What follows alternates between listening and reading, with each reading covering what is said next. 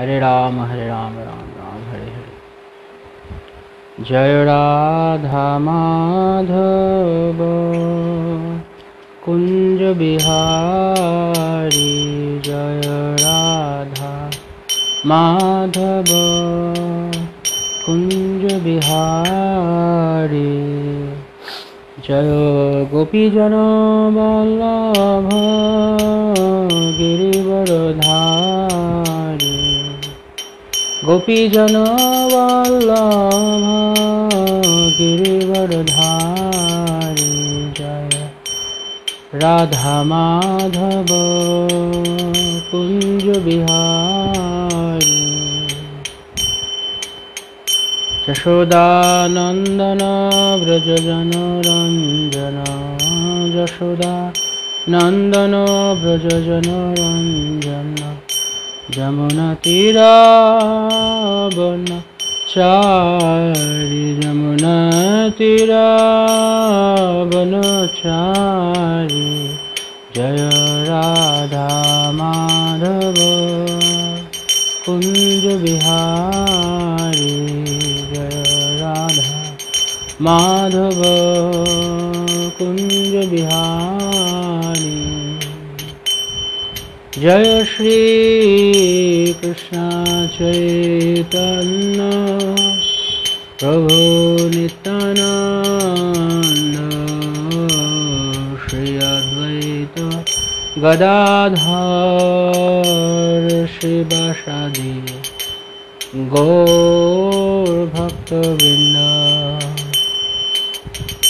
जय श्री कृष्ण चैतन्य प्रभु नित्यानंद, श्री अद्वैत गदाधर शिवासादि गौर भक्तवृंद।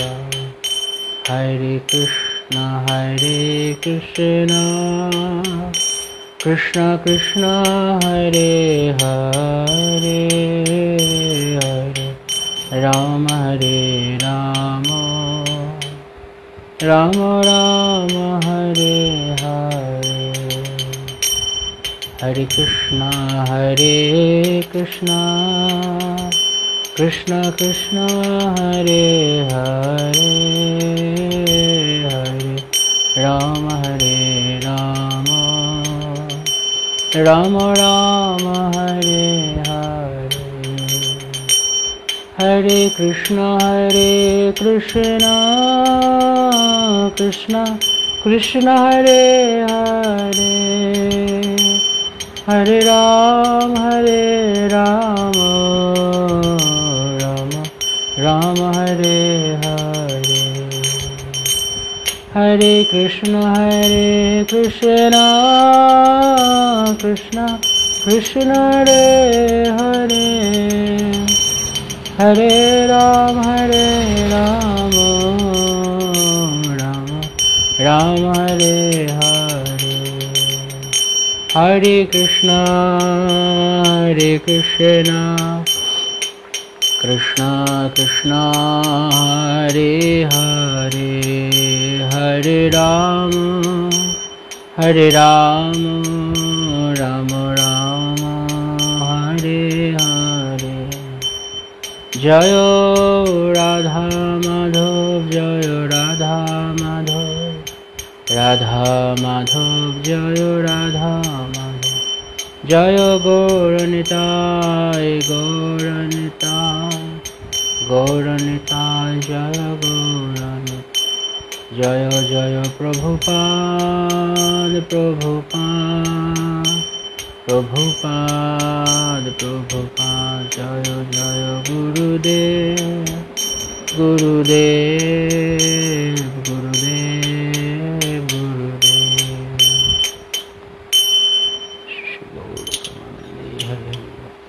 नमो विष्णुपादाय कृष्णप्रेष्ठाय भूतले श्रीमते जयपताका स्वामी नित्यानंद।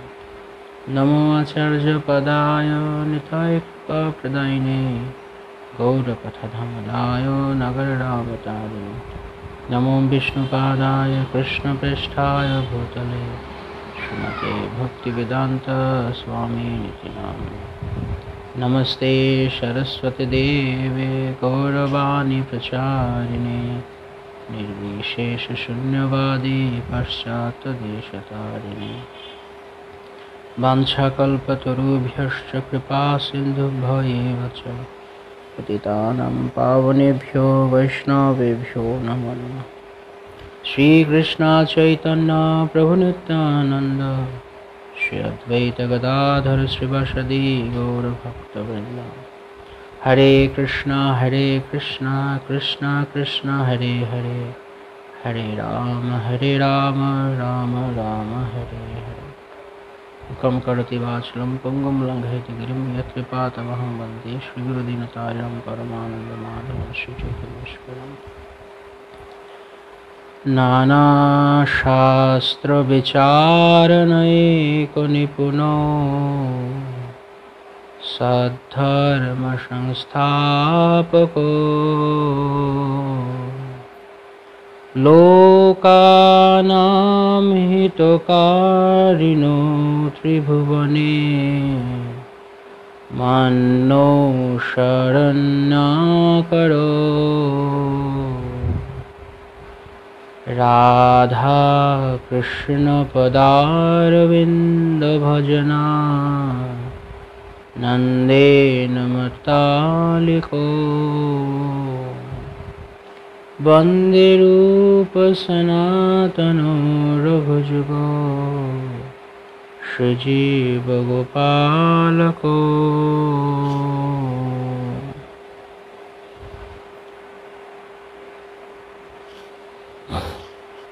हरे कृष्ण। समस्त भक्तদের আমাদের প্রাত্যহিক উপদেশামৃত ক্লাসে স্বাগতম। আপনাদের সবাইকে আমার সশ্রদ্ধ প্রণাম। উপস্থিত ভক্তবৃন্দরা, পঙ্কজ সরকার প্রভু, সুভাষিনী তুঙ্গবিদ্যা মাতাজি, স্বগোপিকা চিত্রা মাতাজি, পূজেশ্বরী রাধিকা মাতাজি, পার্থ প্রভু, অমিত প্রভু, অরুণ প্রভু, সুকান্ত প্রভু, সুমাধুরী শশীলেখা মাতাজি, সুবাহু গৌরহরি প্রভু, অধীশ্বর গৌরাঙ্গ প্রভু, সুজন মণ্ডল প্রভু, নুপুর মাতাজি, লক্ষ্মণ ভাব নিতাই প্রভু, গুরুদাস শচীপুত্র প্রভু, রসসাগর চৈতন্য প্রভু, সুদীপ প্রভু, করুণাময় গোপাল কৃষ্ণ প্রভু, উজ্জ্বলা প্রেম ভক্তি মাতাজি, স্বর্ণা মাতাজি, রসসাগর চৈতন্য প্রভু, সুভাষ প্রভু, বলাই কৃপা প্রভু, জিতু প্রভু, তপ্তকাঞ্চন নিত্যানন্দ প্রভু, সুভাষিনী তুঙ্গবিদ্যা মাতাজি, রনি মণ্ডল প্রভু, মোহন ব্রজরাজ প্রভু, প্রফুল্ল গৌরাঙ্গ প্রভু, রাধা কিঙ্করী মাতাজি, মথুরাপতি শ্যাম প্রভু, স্বপন প্রভু, বলাই প্রভু, অর্জুন অবতার রামানন্দ প্রভু, সেন্টু কুমার প্রভু, বিশ্বদয়া বাসুদেব প্রভু, দীপ মণ্ডল প্রভু এবং আরও যারা উপস্থিত ভক্ত রয়েছেন, রঙ্গিনী চম্পকলতা মাতাজি, রঙ্গিনী চম্পকলতা, সুজন মণ্ডল, শুভ মণ্ডল, অনন্ত শেষ নিত্যানন্দ প্রভু, থমাস বাউল প্রভু এবং রঘুনাথ নিমাই প্রভু। সবাইকে আমার সশ্রদ্ধ প্রণাম। কেউ কেউ কিছু কমেন্ট লিখছেন না, প্রশ্ন থাকলে ক্লাসের পরে করলে ভালো। কিছু মনে হচ্ছে না কমেন্টস। সুভাষিনী তুঙ্গবিদ্যা মাতাজি, হরে কৃষ্ণ প্রভু। রাতের ক্লাসটা নেট প্রবলেম জন্য শ্রবণ করতে পারিনি, সকালে শ্রবণ করলাম। মধুর ক্লাস গতকালকে রাতের জগন্নাথ কথা। জগন্নাথ দেব সবসময় মধুর, জগন্নাথ মধুর, তার রূপ মধুর, তার গমন মধুর, তার লীলাও মধুর। রাধা কিঙ্করী মাতাজি, হরে কৃষ্ণ প্রভু, টিটু বর্ধন প্রভু, সুদীপ চৌহান প্রভু, হরে কৃষ্ণ। তো আমরা আজকে উপদেশামৃতে আমরা 3টি শ্লোক আলোচনা করব। গতকাল আমরা দেখেছি যে বৈষ্ণবদের মাঝখানে প্রীতিময় ব্যবহার, প্রীতির কটি লক্ষণ আছে। কার কার মনে আছে গতকালকে ক্লাস থেকে কটা লক্ষণ ছিল প্রীতির, এবং সেই প্রীতির ভাবগুলো কি কি? যেগুলো মনে আছে আপনারা কমেন্ট করে ফেলুন, দেখছি কার কার মনে আছে। তো সেই প্রীতির ভাব ভক্তদের মাঝখানে আচরণ করতে হবে, অনুসরণ করতে হবে, পারস্পরিক আদান প্রদান থাকবে। তো তো এখন এই শ্লোকে আলোচনা করা হবে 5 নম্বর শ্লোকে যে কিভাবে আমরা সেই প্রীতির ভাবগুলো ভক্ত বুঝে আমরা অ্যাপ্লাই করব, কোন ভক্তের প্রতি কেমন ধরনের ব্যবহার থাকবে বা প্রীতির সম্পর্কটি। আমরা গতকালকে কিছুটা হালকা আলোচনা করেছিলাম, আজকে এই সম্পর্কে আরও আলোচনা হবে যে উপহার বিনিময় বা প্রীতির বিনিময়ে যে কথা বলা আছে, উপহার বিনিময় প্রীতির একটি অঙ্গ। তো আমাদের যেই প্রীতির ভাবসমূহ 6টি ষড়বীর প্রীতি লক্ষণম, সেই প্রীতি লক্ষণগুলো কোন ভক্তের, কোন স্তরের ভক্তের সঙ্গে আমরা কিভাবে প্রয়োগ করব সে সম্পর্কে এই 5 নম্বর শ্লোকে বলা হচ্ছে। এবং 6 নম্বর শ্লোকে বলা হচ্ছে একজন শুদ্ধ ভক্ত, ভগবানের শুদ্ধ ভক্ত, তিনি সর্বদাই ভগবত চেতনায় অধিষ্ঠিত। সুতরাং তার যদি কোনো সামান্য ত্রুটি, কোনো দৈহিক ত্রুটি বিচ্যুতি থাকে, তাহলে সেগুলো কখনো গ্রাহ্য করা উচিত নয়। তিনি নিচ কুলোদ্ভূত, তিনি ব্রাহ্মণ কুলের নন, তার শারীরিক কোনো ত্রুটি বিচ্যুতি রয়েছে, এগুলো কখনোই ভক্তের দর্শন করা উচিত নয় যারা ভগবানের শুদ্ধ ভক্ত। 5 নম্বর শ্লোকে যে 3 প্রকার ভক্তের কথা বলা হবে, তার মধ্যে যারা উন্নত ভক্ত তাদের ক্ষেত্রে বলা আছে তাদের এগুলো দর্শন করতে নেই। এবং 7 নম্বর শ্লোকে আলোচনা করা আছে ভগবানের দিব্য নাম কিভাবে সমস্ত ভবরোগকে সম্পূর্ণরূপে নির্মূল করতে পারে। তো 5 নম্বর শ্লোকে কার কার মনে আছে, সীমা মিত্র মাতাজি, অনাদি রঘুনাথ প্রভু, জগন্নাথের গজবেশ কেন? জগন্নাথের গজবেশ কেন? কেননা ভগবান জগন্নাথ ক্লাসের পরে প্রশ্ন করতে হতো, আপনি আগে করে দিয়েছেন, আর ক্লাসের প্রাসঙ্গিক প্রশ্ন ওইটি নয়। তারপর আমি বলছি যে জগন্নাথ তিনি তার এক গণপতি ভট্ট নামের এক গণেশ ভক্ত ছিলেন, তাকে তিনি এই গজবেশ অর্থাৎ গণেশের মতো রূপে তিনি তাকে দর্শন দিয়েছিলেন। তো ভগবান যে ভক্তবৎসল, তিনি সকলের প্রার্থনায় শ্রবণ করেন, সেই লীলাকে আমরা স্মরণ করার জন্য জগন্নাথকে এই স্নানযাত্রার দিবসে গজবেশ করানো হয়। ওকে, অমিত অধিকারী 6টি, সুদীপ্তা মিত্র, হরে কৃষ্ণ হরে কৃষ্ণ। পঙ্কজ সরকার, ভক্তকে কিছু দান করা, ভক্তের প্রতিদান গ্রহণ করা। ইয়েস। আর কি, আর কারোর মনে নেই কিছু? 6টির মধ্যে আর কিছু? ওকে। কৃষ্ণেতি যস্য গিরিতম মনসাদ্রিয়ত দীক্ষাস্তি চেত প্রণতিভিশ্চ ভজন্তমীশম শুশ্রূষয়া ভজন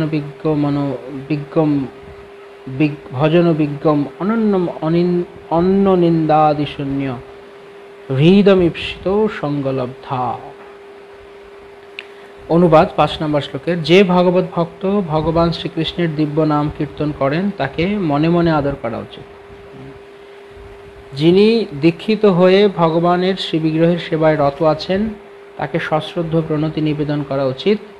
আর যে শুদ্ধ ভক্ত নিরন্তর ভগবত ভজনে প্রকৃত উন্নত, যার হৃদয় অন্যের নিন্দাদি হতে সম্পূর্ণ মুক্ত, তার সঙ্গ করা উচিত এবং অনুগত হয়ে তার সেবা করা উচিত। 6টি, কিন্তু পয়েন্টগুলো কেউ মনে নেই, কারো লিখতে পারছে না, যার যার মনে আছে। ওকে ওকে, সঙ্গীতাময়ী গোপী দেবী দাসী 6টি, ভক্তকে দান করা, ভক্তদের কাছ থেকে কিছু গ্রহণ করা, ভক্তদের মনের কথা শোনা, ভক্তকে নিজের মনের কথা বলা, ভক্তদের দেওয়া প্রসাদ গ্রহণ করা, ভক্তদের প্রসাদ প্রদান করা। ইয়েস, এই 6টি লক্ষণ। গুড। দদাতি প্রতিগৃহ্ণাতি গুহ্যমাক্ষতি পৃচ্ছতি ভুঙ্ক্তে ভোজায়তে চৈব সর্বীর প্রীতি লক্ষণ। তো এই শ্লোকে বলা হচ্ছে যে সেই 6টি লক্ষণ আমরা কোন ভক্তির প্রতি কীভাবে ইউজ করব, কার সঙ্গে কেমনভাবে সঙ্গ করা উচিত। যিনি ভগবানের দিব্য নাম কীর্তন করছেন তাকে মনে মনে আদর করা উচিত, এবং যিনি দীক্ষিত হয়ে শ্রীবিগ্রহের সেবায় রত আছেন তাকে সশ্রদ্ধ প্রণাম নিবেদন করা উচিত। আর যে শুদ্ধ ভক্ত নিরন্তর ভগবত ভজনে প্রকৃত উন্নত, যার হৃদয় অন্যের নিন্দাতি হতে সম্পূর্ণ মুক্ত, তার সঙ্গ করা উচিত এবং অনুগত হয়ে তার সেবা করা উচিত। পূর্বের শ্লোকে প্রভুপাদ বলছেন তাৎপর্যে, পূর্বের শ্লোকে প্রীতি বিনিময়ের যে 6টি বিধির কথা বর্ণনা হয়েছে সেগুলি বুদ্ধিমত্তার সঙ্গে ভক্তের প্রতি প্রয়োগ করতে হবে এবং সতর্কতার সঙ্গে অধিকার ভেদে ভক্ত নির্বাচন করতে হবে। সতর্কতার সঙ্গে, খুব গুরুত্বপূর্ণ বিষয়টি। আমরা অনেক সময়, যেমন গতকালকে আমরা বলছিলাম, অনেক সময় আমরা মানে নির্বিচারে সবাইকে এক পাল্লায় বিচার করার চেষ্টা করি, সেটি রূপ গোস্বামী না করেছেন এবং প্রভুপাদও সেটিকে সমর্থন করেছেন যে সবাইকে এক পাল্লায় একই রকমভাবে ভাবা উচিত না, তার অধিকার ভেদে ভক্তকে নির্বাচন করে তার সেভাবে তার সেবা বা তার সঙ্গে যেরকম আচরণ করার কথা শাস্ত্রে বলা হয়েছে তা করা উচিত। তো কথা প্রসঙ্গে বলে নিচ্ছি, আমরা মোস্ট প্রবাবলি আগামী কাল আমরা উপদেশামৃত কমপ্লিট করব যদি গুরু গৌরাঙ্গ আশীর্বাদ করেন। আর আগামী পরশু দিন থেকে সকালের ক্লাস মনে হয় আর হবে না, কেননা আমার যে রেগুলার সেবা অফিসে সেটি আমার শুরু হচ্ছে। তো আগামী পরশু দিন থেকে আমরা মর্নিং ক্লাস আমরা আলোচনা করব পরবর্তীতে আপনাদের সঙ্গে, যারা বৈকুণ্ঠ গুণায়নের বর্ণনে আছেন এবং ভগবদ্গীতা হোয়াটসঅ্যাপ গ্রুপ সিঙ্গাপুরের ভক্তরা আছেন, সকলের সঙ্গে আলোচনা করে আমরা একটা সুইটেবল টাইম ঠিক করব। আমরা সন্ধ্যের পরে হয়তো করা যায় কি না সেটি আমরা দেখার চেষ্টা করব। আগামীকালকে শেষ ক্লাস হবে উপদেশামৃতের। তো কালকে আপনাদের সানডে, যদি কারোর কোনো প্রশ্ন থাকে, ছুটির দিন আছে, আপনারা প্রশ্ন জট ডাউন করতে পারেন। আমরা আগামীকালকে উপদেশামৃত কমপ্লিট করে আমি ওভারভিউ করব। এবং আমরা আমাদের এক অন্তরঙ্গ বন্ধুবর ভক্ত, তিনি আমাদেরকে এই অত্যন্ত কৃপা করে আমাদের প্রতি অত্যন্ত দয়া পরবশ হয়ে তিনি নিজে থেকে অগ্রসর হয়েছেন আমাদের এই ফেসবুকের ক্লাসগুলোকে ইউটিউবে আপলোড করার জন্য। তো আমরা সবাই তাকে আপনারা সবাই তাকে ধন্যবাদ জ্ঞাপন করুন। তিনি হচ্ছেন শ্রীমান অনন্তশেষ নিত্যানন্দ প্রভু। তিনি আমাদের ক্লাসের একজন নিয়মিত শ্রোতাও বলা যায় এবং একই সঙ্গে তিনি অন্যান্য সেবাতেও যুক্ত আছেন। তো অনন্তশেষ নিত্যানন্দ প্রভু তিনি নিজেই উদ্যোগী হয়ে এই ক্লাসগুলোকে তিনি ইউটিউবে আপলোড করার ইচ্ছা প্রকাশ করছেন। তো যদি আমাদের ক্লাসগুলো ইউটিউবে আপলোড হয় তাহলে আপনারা সেখান থেকে আমরা পরবর্তীতে নিয়মিত ক্লাস না হলেও ইউটিউবে আপনারা সেই পুরনো ক্লাসগুলো সব পাবেন আশা করছি। এবং সব কিছু তিনি সব কিছু করছেন। আমি টেকনিক্যালিও কিছু এগুলো জানি না, আর আমার ওরকম কোনো প্ল্যান ছিল না, কিন্তু অনন্তশেষ প্রভু তিনি ইচ্ছা প্রকাশ করেছেন। তো তাকে আমাদের সকলের পক্ষ থেকে ধন্যবাদ যে ভক্তদেরকে ভগবানের কথাগুলো আবার পুনরায় শ্রবণ করার সুযোগ করে দেওয়ার জন্য ইউটিউবে আপলোড করার মাধ্যমে। তো আমরা আগামীকালকে হয়তো আজকের মধ্যেই প্রভু হয়তো উনি চেষ্টা করছেন, উনি জানিয়েছেন যে আমাদের ইউটিউব চ্যানেল রেডি করে সেখানে ভিডিও আপলোড করার। আপনাদের কালকে হয়তো সেই লিঙ্ক আমরা শেয়ার করতে পারবো, যদি অনন্তশেষ নিত্যানন্দ প্রভু তিনি শেয়ার করবেন আপনাদের সঙ্গে। তো পুরো অ্যাডমিনিস্ট্রেশন উনি করছেন এটা, সুতরাং ওনার ভালো আইডিয়া আছে কখন কী হবে এবং তিনি কীভাবে শেয়ার করবেন। ওকে, 6টি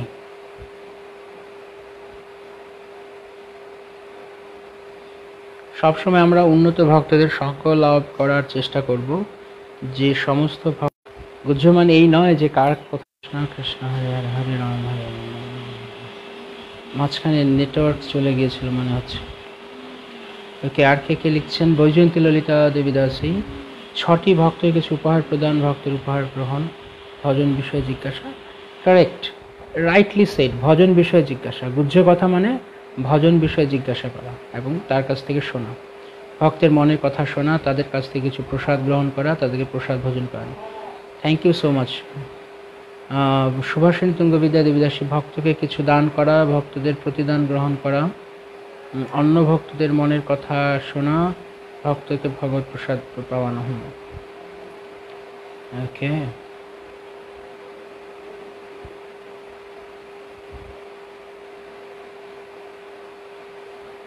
ওকে, অনেকে হ্যাঁ ঠিক কারেক্ট অ্যান্সার করেছেন অনেকে।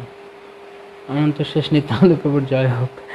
হ্যাঁ, আসলে প্রভু অনেক তিনি নিজে থেকেই এগিয়ে এসছেন, সেটি ওনার কৃপা আমাদের ওপর। ওকে, অনেকেই কারেক্টলি বলতে পারছেন যে কালকে আমরা যে 6টি পয়েন্ট আলোচনা করছি, এখানে বলা হচ্ছে যে ভক্তদের সঙ্গে অধিকার ভেদে নির্বাচন করে আচরণ করতে হবে, সতর্কতার সঙ্গে, বুদ্ধিমত্তার সঙ্গে ভক্তের প্রতি সেই প্রীতির 6টি লক্ষণ বুদ্ধিমত্তার সঙ্গে। গতকালকে আমরা এটি বলছিলাম না যে কিভাবে বুঝে শুনে আচরণ করতে হবে। তো এমন নয় যে এর আগে আমরা আলোচনা করেছি যে একদম ঢালাও আমরা একরকমভাবে সবার সঙ্গে আমরা একই রকমভাবে মিশবো বা আমাদের উদ্বোস থাকবে। ভক্তকে বুদ্ধিমত্তা প্রয়োগ করতে হবে। ভগবান আমাদেরকে বুদ্ধি দিয়েছেন কি জন্য? যেমন আমরা যখন আমরা কোনো ভালো স্কুল খুঁজি, বাচ্চাদের যখন ভর্তি করায় বাবা মারা স্কুল খোঁজে, তখন তারা কি করে? অ্যাডভার্টাইজমেন্ট দেখে, লোকের কাছ থেকে জনমত জরিপ করে, সার্ভে করে যে কোন স্কুল ভালো আছে, তারপরে ফ্যাকাল্টি মানে টিচাররা কীরকম আছে, স্কুলের ইনফ্রাস্ট্রাকচার কীরকম আছে, পড়ানোর স্টাইল কীরকম, সেই স্কুলে কোন কোন স্টুডেন্টরা পড়ে, তাদের রেজাল্ট কীরকম, প্রতি বছর কেমন পাস হয় সেই স্কুলে, এবং কেমন স্কুলের সুনাম আছে, এই সব কিছুর বিচার বিবেচনা করে তারপর সেখানে বাচ্চাদের ভর্তি করা, তাই না? তো ঠিক তেমনি যখন আমরা ভক্তি জীবনে অগ্রসর হচ্ছি, হওয়ার চেষ্টা করব, নিঃসন্দেহে আমরা ভালো স্কুল নির্বাচন করব। তো আমাদের অনেক সৌভাগ্য যে অনন্ত ব্রহ্মাণ্ড ভ্রমণ করতে করতে আমরা সর্বশেষে সদ্গুরুর সন্ধান লাভ করেছি, শ্রীল প্রভুপাদের শ্রীচরণ আশ্রয় আমরা লাভ করেছি। তো আমরা আমাদের পারমার্থিক গুরুদেবের মধ্য দিয়ে আমরা যে শ্রী প্রভুপাদ এবং পূর্বতন আচার্যদের সেবা করার সৌভাগ্য পেয়েছি, এটি আমাদের প্রথম সৌভাগ্য হয়ে গেল। এবার স্কুলে ভর্তি হয়ে গেছি। এবার স্কুলে ভর্তি হয়ে যাওয়ার পর আমাদের তো নিশ্চয়ই কাজ আছে। স্কুলে ভর্তি হওয়ার পরে একটা স্টুডেন্ট তখন সে কী করবে? তাকে যাচাই বাছাই করতে হবে। সে টিচারদের কাছ থেকে জ্ঞান গ্রহণ করছে, কিন্তু টিচার তাকে জ্ঞান দেয় কতক্ষণ? এক একটা ক্লাস হয়তো 30, 40, 50 মিনিট, মাঝখানে গ্যাপ থাকে। তারপর আবার স্কুলের আগে স্কুলের পরে যে সময়টুকু সে ব্যবহার করছে, সে কাদের সঙ্গে মিশছে সেটি গুরুত্বপূর্ণ, তাই না? তো স্কুলে কেবল টিচার পড়াচ্ছে, আমি কেবল টিচারের পড়া গ্রহণ করলাম, তাই গুরুত্বপূর্ণ নয়। গুরুত্বপূর্ণ হচ্ছে যে আমরা কতটুকু সময় আমরা সৎভাবে ইউজ করছি। শিক্ষক যখন পড়াবেন তখন শোনার পরে শিক্ষক যখন বেরিয়ে গেলেন, সঙ্গে সঙ্গে আমি ক্লাসে হই হলো বদমাশি শুরু করলাম, তাহলে আমি যা পড়ালো আমি ভুলে যাব। এবং শুধু তাই নয়, আমি যেই ধরনের ছাত্রের সঙ্গে আমি মিশবো সেই রকম আমার মনোভাব গড়ে উঠবে। তো যারা টিচারের কথাকে সিরিয়াসলি গ্রহণ করেছে, না এই চ্যাপ্টারগুলো পড়তে বলেছে, এগুলো গুরুত্বপূর্ণ আছে, তো আমি এগুলোকে নিচ্ছে ভালো করে এবং সেগুলোর উপরে ধ্যান দিচ্ছে, সেরকম স্টুডেন্টের সঙ্গে যখন আমি মিশবো তখন আমার মনোভাব আপনা আপনি সেরকম গড়ে উঠবে। যদি আমি পিছনে পড়েও যাই, সে আমাকে টেনে তুলবে, প্রয়োজন হলে সে আমাকে শাসন করবে। যে ভালো বন্ধু, যে সুহৃদ, শুধু কেবল মানে সকল তথাকথিত বন্ধুই না, যে সুহৃদ, যে হৃদয় থেকে হৃদয়ের টান অনুভব করে এবং ভালোবাসা আছে, সে কিন্তু সবসময় মঙ্গল কামনা করে। তো সেই বন্ধু আমি পিছিয়ে পড়ে গেলে সে আমাকে দরকার হলে ধমক দিবে, সে দরকার হলে আমাকে শাসন করবে, তবু সে আমাকে কাছে টেনে নিয়ে আসবে, আমাকে শিখতে সাহায্য করবে। তো কার কার এরকম অভিজ্ঞতা আছে আপনাদের? হয়তো অনেকেরই আছে। যেমন আমার স্কুল জীবনে আমার এরকম একটা বন্ধু ছিল, যে মানে নিজের থেকে যেচে এসে আমাকে কোনো কিছু না পারলে ও আমাকে উৎসাহ দিত, ইন্সপিরেশন ছিল খুব। মানে আমি হয়তো বুঝতে পারছি আমাকে দেখে, আমার চেহারা দেখে যে টিচার যা পড়িয়ে গেছে আমি বুঝতে পারিনি, তো তখন সে এসে আমাকে বলতো, আর আমি চেষ্টা করতাম ওর সাথে থাকতে। আমি নিজে ছাত্র হিসেবে কোনো দিনই ভালো ছিলাম না, কিন্তু ও ভালো স্টুডেন্ট ছিল, কিন্তু সবসময় ওকে আমি দেখতাম, ও ভালো স্টুডেন্ট, ওর সঙ্গে থাকাতে আমার অনেক লাভ হয়েছে। তো সে আমাকে সাহায্য করতো। তো কখনো কখনো এমন হবে, হয়তো বোঝাতে গিয়ে আমি জিনিসটা বুঝতে পারছি না, সে হয়তো আমাকে শাসন করবে, এটা কেন বুঝতে পারছো না, গাধা কথা, মূর্খ কথা, এটা একটা সাধারণ জিনিস তুমি বুঝতে পারছো না। তো এই যে আমাকে সে ধমক দিল, আমি যদি এখন মন খারাপ করে বসে আমাকে গাধা বললো, আমাকে মূর্খ বললো, আমি এই টিচারের কাছে আমি পড়বো না, বা এই বন্ধুর সঙ্গে আমি মিশবো না, তাহলে আমার কি হবে? আমি লুজার।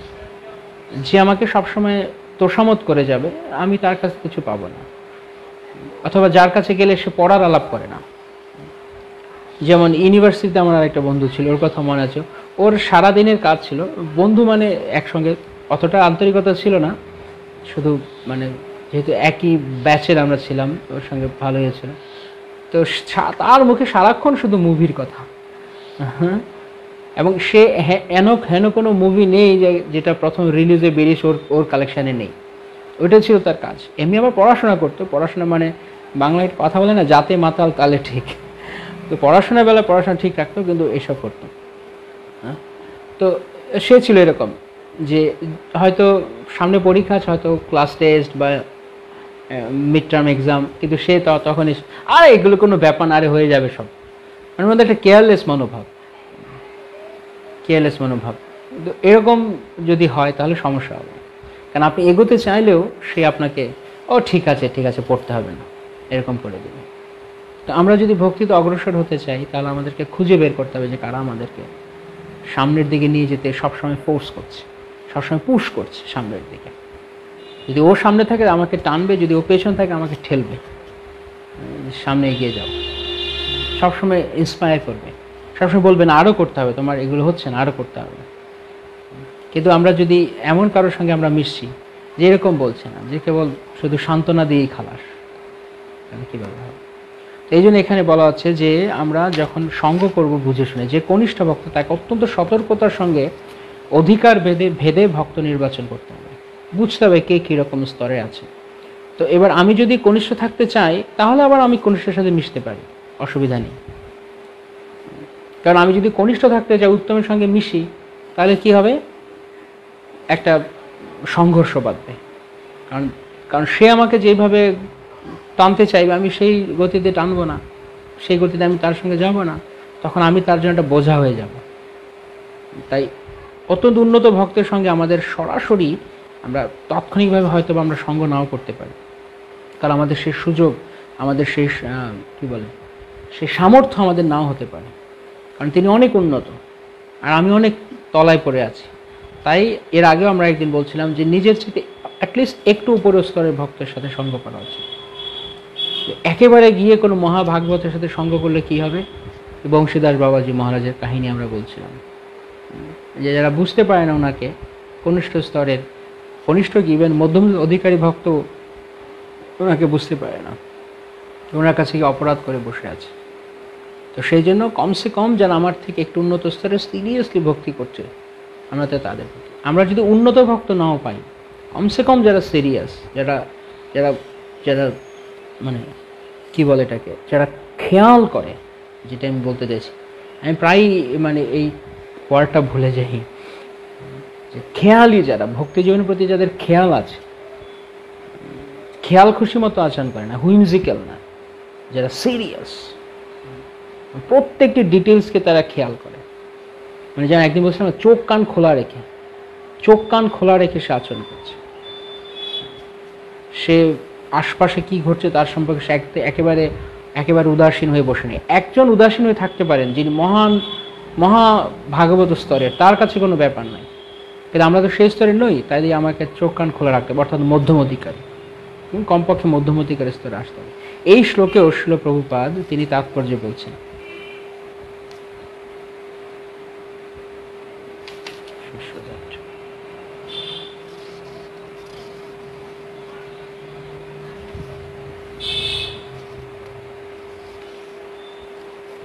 এই শ্লোকেও প্রভুপাদ তাৎপর্য বলছেন যে মধ্যম অধিকারী স্তরে কমপক্ষে আমাদের আসা উচিত।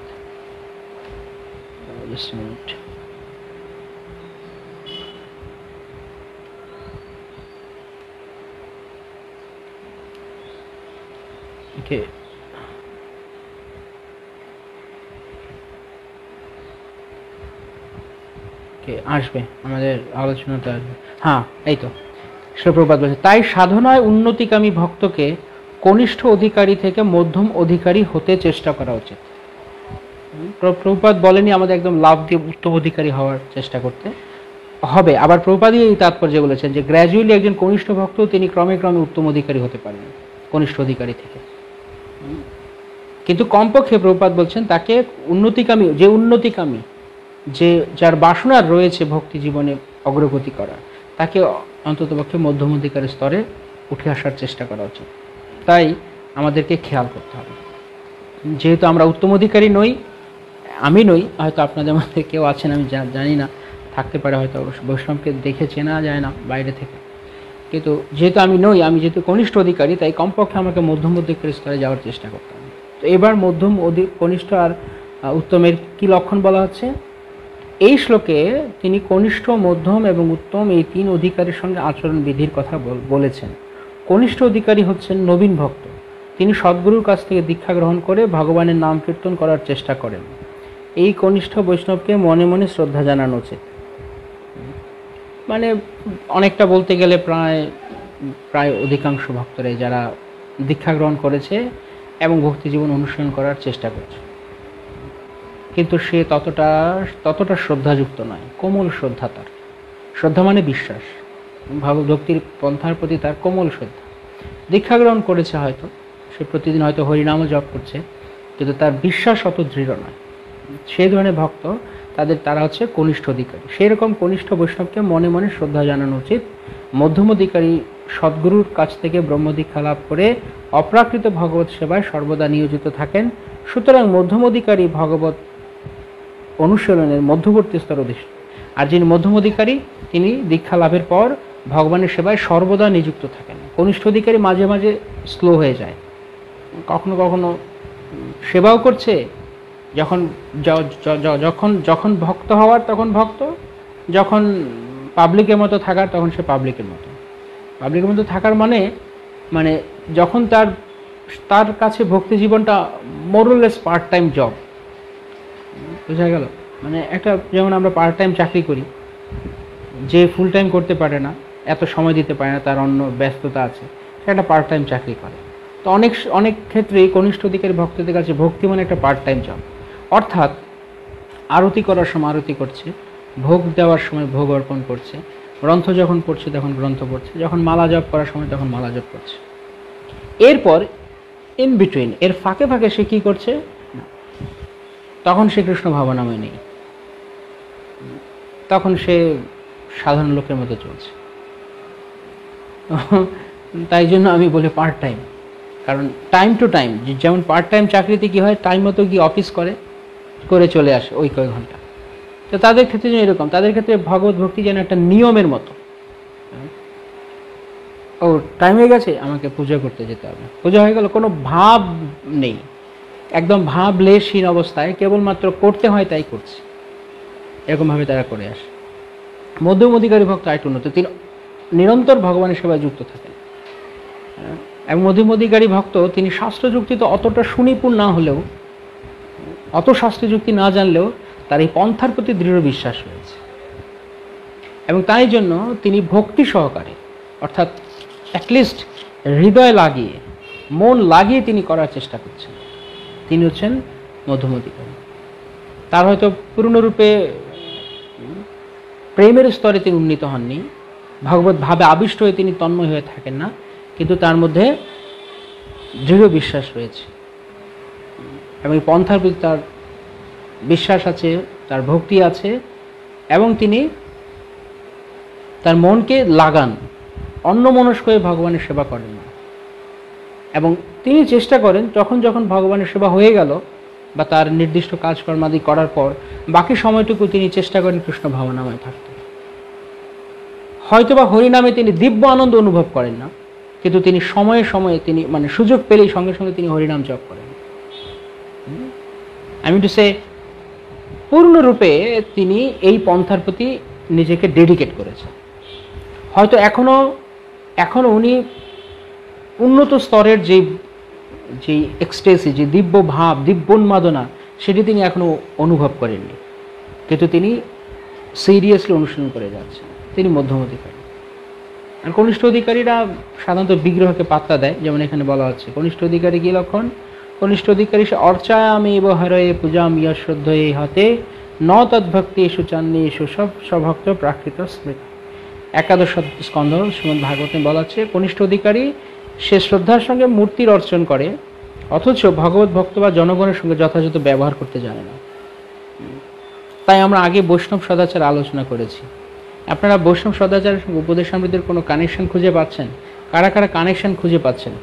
আপনারা যারা কানেকশন খুঁজে পাচ্ছেন একবার হরিবোল বলুন তো, তাহলে আমি বুঝবো আপনারা কি কানেকশন, কিছু নিশ্চয়ই কানেকশন খুঁজে পাচ্ছেন। শুধু হরিবোল বলতে বললাম বলে হরিবোল বলবে না, যারা রিয়েলি কিছু কানেকশন খুঁজে পাচ্ছেন তারা কমেন্ট করুন হরিবোল, বা আপনারা কমেন্ট করুন শ্রী রূপ গোস্বামী কি জয়, তাহলে বুঝতে পারবো যে উপদেশামৃতের সঙ্গে আপনাদের বৈষ্ণব সদাচার আপনার যোগসূত্র খুঁজে পাচ্ছেন। যেমন আমরা এখানে বলা আছে যে যে কনিষ্ঠ ভক্ত সে জনগণ বা ভগবত ভক্তের সঙ্গে যথাযথ ব্যবহার করতে জানে না। হোয়াট ডাজ ইট মিন? ব্যবহার মানে সদাচার। সে সদাচার জানে না, সে কনিষ্ঠ স্তরে আছে। তাই আমরা বৈষ্ণব সদাচার হয়ে আমরা উপদেশামৃতে আসার চেষ্টা করেছি, যাতে করে কমপক্ষে আমরা যখন উপদেশামৃতে প্রবেশ করব, we are with a fine mindset. আমরা উপদেশামৃত গ্রহণ করার জন্য একটা একটা সুন্দর, একটা চমৎকার মনোভাব, একটা একটা একটা মনের একটা অবস্থা আমরা তৈরি করেছি উপদেশামৃতকে গ্রহণ করার। কারণ উপদেশামৃত একটু ডিপ আছে। এবং যেমন আমরা এর আগের ক্লাসগুলোতে আমরা আলোচনা করেছি, পূর্ববর্তী শ্লোকগুলোতে, যে একটু কড়া ভাষায় ছিল রূপ গোস্বামী বলছেন। উপদেশ কখনো এরকম হয় না যে তুমি বাবা তুমি যা করছো সবই ঠিক, ভালো আছে, ঠিক আছে, ঘুমিয়ে থাকো, ভালো খাও, এরকম কখনো উপদেশে না। উপদেশ মানে there must be some chastisement, কিছু না কিছু শাসন থাকবে, তাই জন্য তো তার নাম উপদেশ। তাই জন্য এখানে শ্রীরূপ গোস্বামী তিনি উপদেশ দিচ্ছেন। হরিবোল। অনেক ভক্তরা বলছেন হরিবোল, শ্রীরূপ গোস্বামী কি জয়। গুড, ভেরি গুড, রূপ গোস্বামী কি জয়। তার মানে আপনার কানেকশন খুঁজে পাচ্ছেন। থ্যাংক ইউ সো মাচ, খুব ভালো, অনেক অনেক ধন্যবাদ আপনারা যে কানেকশন পাচ্ছেন। তো যখন আমরা সদাচার পালন করব, তখন আমাদের জন্য উপদেশামৃত উপদেশগুলো গ্রহণ করা সহজ হয়ে যাবে। নজর প্রথমে আমরা যখন উপদেশামৃত দেখব, পড়ব, তখন আমাদের কাছে মনে হবে আরে একটু মনে হচ্ছে কঠিন লাগছে খুব।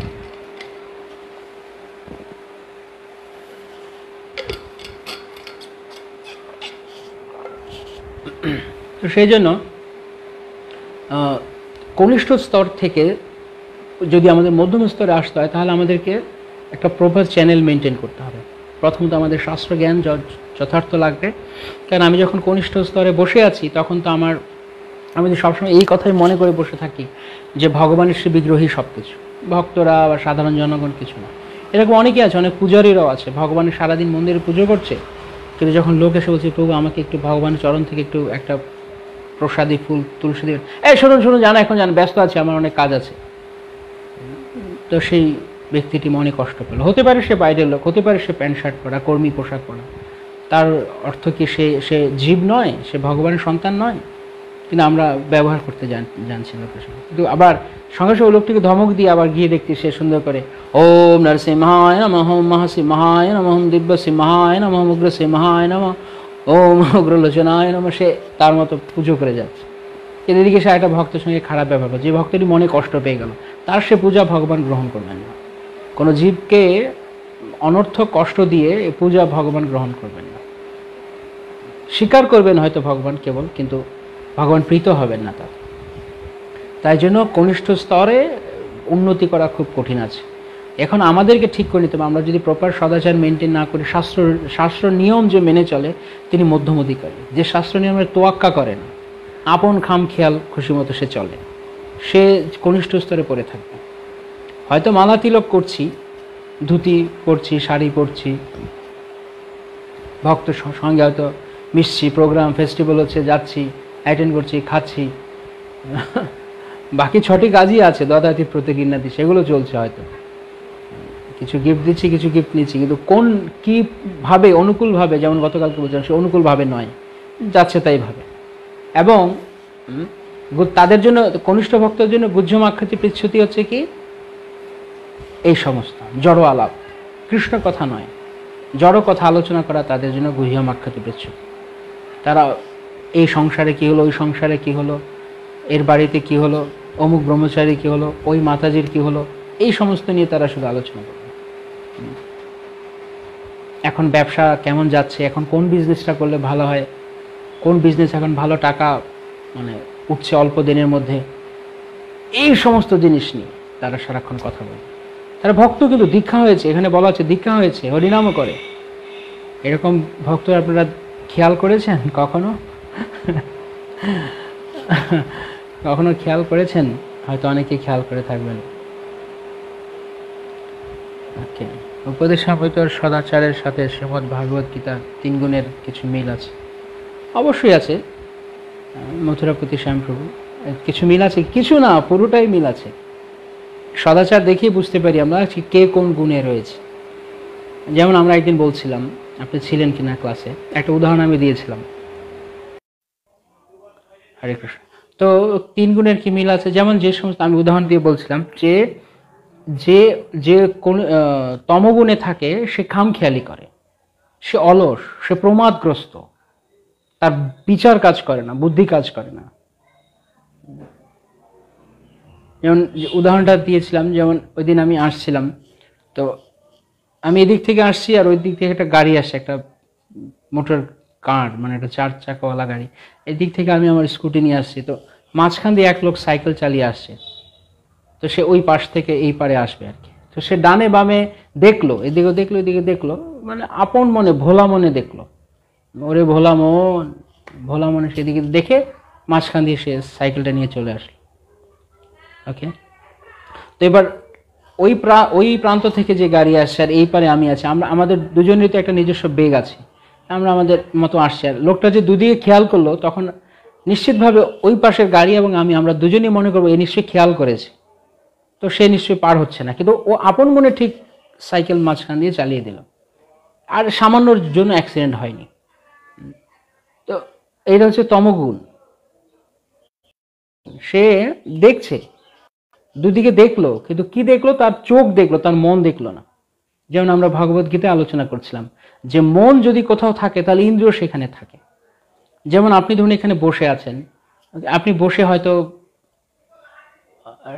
রোডে, আপনি ধরুন আপনার বাড়ির ব্যালকনিতে বসে আপনি রোডের দিকে তাকিয়ে আছেন, তখন রাস্তা দিয়ে একজন যাচ্ছে, আপনার পরিচিত জন কেউ, সে আপনাকে হয়তো ডাকতে, ও প্রভু হরে কৃষ্ণ, হরে কৃষ্ণ প্রভু কেমন আছেন, হরে কৃষ্ণ।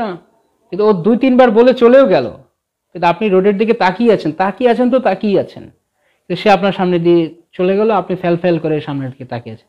সে ভক্ত ভাবলো কি, আমাকে দেখে কিছু বললো না, হ্যাঁ আমি হরে কৃষ্ণ বললাম, অ্যাটলিস্ট সামান্য একটু ভদ্রতা বোধ থাকবে, হরে কৃষ্ণ বলবে। তো সমস্যা কি ছিল? সমস্যা হচ্ছে আপনার চোখ ওখানে আছে, আপনি ওখানে নেই, মন অন্য জায়গায় আছে। চোখ রোডে ভক্তটিকে দেখছে হয়তো, চোখ ঠিক দেখছে, চোখ দেখার কাজ দেখছে হয়তো, কিন্তু বাইরে থেকে। কিন্তু আসলে চোখ কোথায় আছে? কোথায় আছে চোখ? চোখ আছে সেখানে যেখানে আপনার মন আছে। তো এটা হচ্ছে তমগুণ। সত্যগুণের কি লক্ষণ? জ্ঞান প্রকাশক।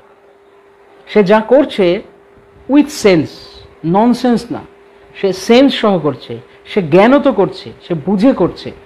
আর তমগুণ হচ্ছে কোনো খেয়াল নেই, আপন মনে চলছে। যেমন যারা যারা মাতাল, মদ খায়, সে কি জানে না যে মদ খারাপ? সে খারাপ, কিন্তু যখন সে মদ খায় তখন সে কেন সে তমগুণে আছে না? কারণ সে ওই সময় তার প্রমাদ কাজ করছে, তার মাথা কাজ করছে না যে মদ খারাপ, সে মদ খেয়ে যাচ্ছে, সিগারেট খেয়ে যাচ্ছে, তমগুণ আছে না। আর রজগুণ কি হবে? যেমন ওই একই লোকের ক্ষেত্রে বলছে, দেখছে দুই দিক থেকে দুটো গাড়ি আসছে, দেখে শুনে বুঝে মাঝখান দিয়ে চালিয়ে দিল। কেন চালিয়ে দিল না? আমি তাড়াতাড়ি পার হয়ে যেতে পারবো, সমস্যা নেই। চঞ্চলতা, মুড অফ প্যাশন, খুব খুব উদ্দীপনাময়, বোধ শক্তি নেই তার। সে যে বিচার করবে দাঁড়িয়ে যে আমি পার হতে পারবো কিনা, সে চিন্তা করবে না, চিন্তা না করে হুট করে সে মাঝখান দিয়ে চলে যাবে। তমগুণের সাথে পার্থক্য ছিল কি? তমগুণ হচ্ছে প্রমাদে করছে, অজ্ঞানতা। এখানে সে জ্ঞান আছে, কিন্তু সে প্রচন্ড পরিমাণে, মানে কি বলে এটাকে, ইম্পালসকে কি বলে, প্রচন্ড পরিমাণে একটা ভেতরে একটা চাপ অনুভব করছে, সে একটা ভিতর থেকে কিছু একটা তাকে প্রণোদনা দিচ্ছে, তুমি এগিয়ে যাও, ও এগিয়ে চলে গেছে। আর সত্যগুণকে সে ডানে দেখবে, বামে দেখবে, দুটো গাড়ি আসছে, প্লাস থেমে যাবে পিসফুলি, শান্তশিষ্টভাবে, তার জ্ঞান কাজ করছে। অনেক ভক্তরা প্রশ্ন করছিলেন আপনারা, ইন্দ্রিয় সমূহ জ্ঞানের প্রকাশ মানে কি? যেমন আমরা ভগবদ্গীতায় বলছি, ইন্দ্রিয়তে জ্ঞানের প্রকাশ হয়।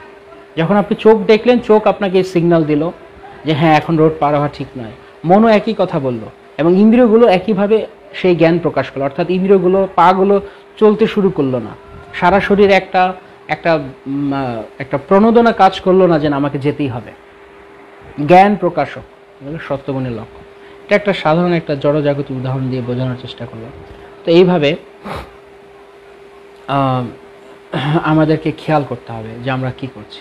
তো মথুরাপতি শ্যামপ্রভু আপনি যে কথাটি বললেন যে সদাচারের সাথে শ্রীমদ্ ভগবদ্গীতার 3 গুণের, এখন আপনি কিছুটা বুঝতে পারছেন যে সদাচারের সাথে মিল আছে না? যে সদাচার পালন করে না সে মুড অফ ইগনোরেন্সে আছে, সে তমগুণে আছে, কারণ তার কাছে কোনো মানে ভ্যালুই নেই এর। সে হয়তো দেখছে, হয়তো বৈষ্ণব সদাচার বই, কারণ যারা দীক্ষা হয়েছে সাধারণত তাদের বৈষ্ণব সদাচার তারা পড়ে, আমরা আশা করছি, কারণ পড়া উচিত, আশা করছি তারা পড়ে। হয়তো দেখেছো বইয়ের পাতা হয়তো উল্টেছে, কয়েকটা প্যারা হয়তো পড়ে গেছে, কিন্তু ইগনোরেন্ট, খেয়াল করছে না। যেমন ওই লোকটি, সে দেখলো দুদিকে গাড়ি আসে, তারপরেও সে আপন মনের ভিতর দিয়ে চলে গেল, অবলিভিয়ন, পুরোপুরি উদাসীন সে। আর মুড অফ প্যাশনকে যে বৈষ্ণব সদাচার জানে, তার মাথায় আছে কিভাবে আচরণ করতে হয়, কিন্তু তার ইন্দ্রিয় সমূহ, তার চঞ্চল মন তাকে সদাচার পালন করতে দেয় না। দুজন ভক্ত দাঁড়িয়ে কথা বলছে, সে জানে দুজন বৈষ্ণবের মাঝখানে, বিশেষ করে যদি প্রবীণ বৈষ্ণব হয়, তাদের মাঝখান দিয়ে যেতে গেলে আমাকে ভদ্রতা করে সামনে অনুমতি নিয়ে আমাকে যেতে হবে, যদি আর যাওয়ার জায়গা না থাকে। তো সে কী করছে, তার চঞ্চল মন, সে জেনে শুনে বুঝে সে মাঝখানে হুট করে চলে গেল, কারণ তার ভিতরের বেগ এরকম। আর সত্যগুণের হলে সে থামবে, সে হরে কৃষ্ণ প্রভু আপনার যদি অনুমতি দেন আমি যাব। সত্যগুণ সাধারণত শান্ত হয়, পিসফুল, আর রজগুণে অত্যন্ত চঞ্চল, আর তমগুণে অলস। অলসতা আর শান্ত দুটো আলাদা জিনিস। এই জন্য অনেক সময় সত্যগুণের লোক আর তমগুণের লোক সাটল পার্থক্য থাকে, সূক্ষ্ম পার্থক্য থাকে, অনেকে ধরতে পারে না। যারা শাস্ত্রতে এক্সপার্ট নয়, যুক্তি বোধ বিচার এক্সপার্ট নয়, তারা সত্যগুণ আর তমগুণের পার্থক্য বোঝে না। সত্যগুণ জ্ঞানও তো, জ্ঞানে বুঝে শুনে সে কোনো কিছু থেকে বিরত আছে, যেটি ঠিক নয় বিচার বোধ করে দেখছে ঠিক নয়, তাই সে যুক্ত হবে না। আর তমগুণের লোক, সে তার জ্ঞান নেই, সে জানে না এই সম্পর্কে, আর সে যদি কোনো কারণে জেনেও থাকে, না আমার দরকার নাই, করতে পারবো না, আমার দ্বারা হবে না, অলস। এই হচ্ছে পার্থক্য। ওকে, মথুরাপতি শ্যামপ্রভু, আপনি কি কিছুটা ক্লিয়ার হয়েছেন?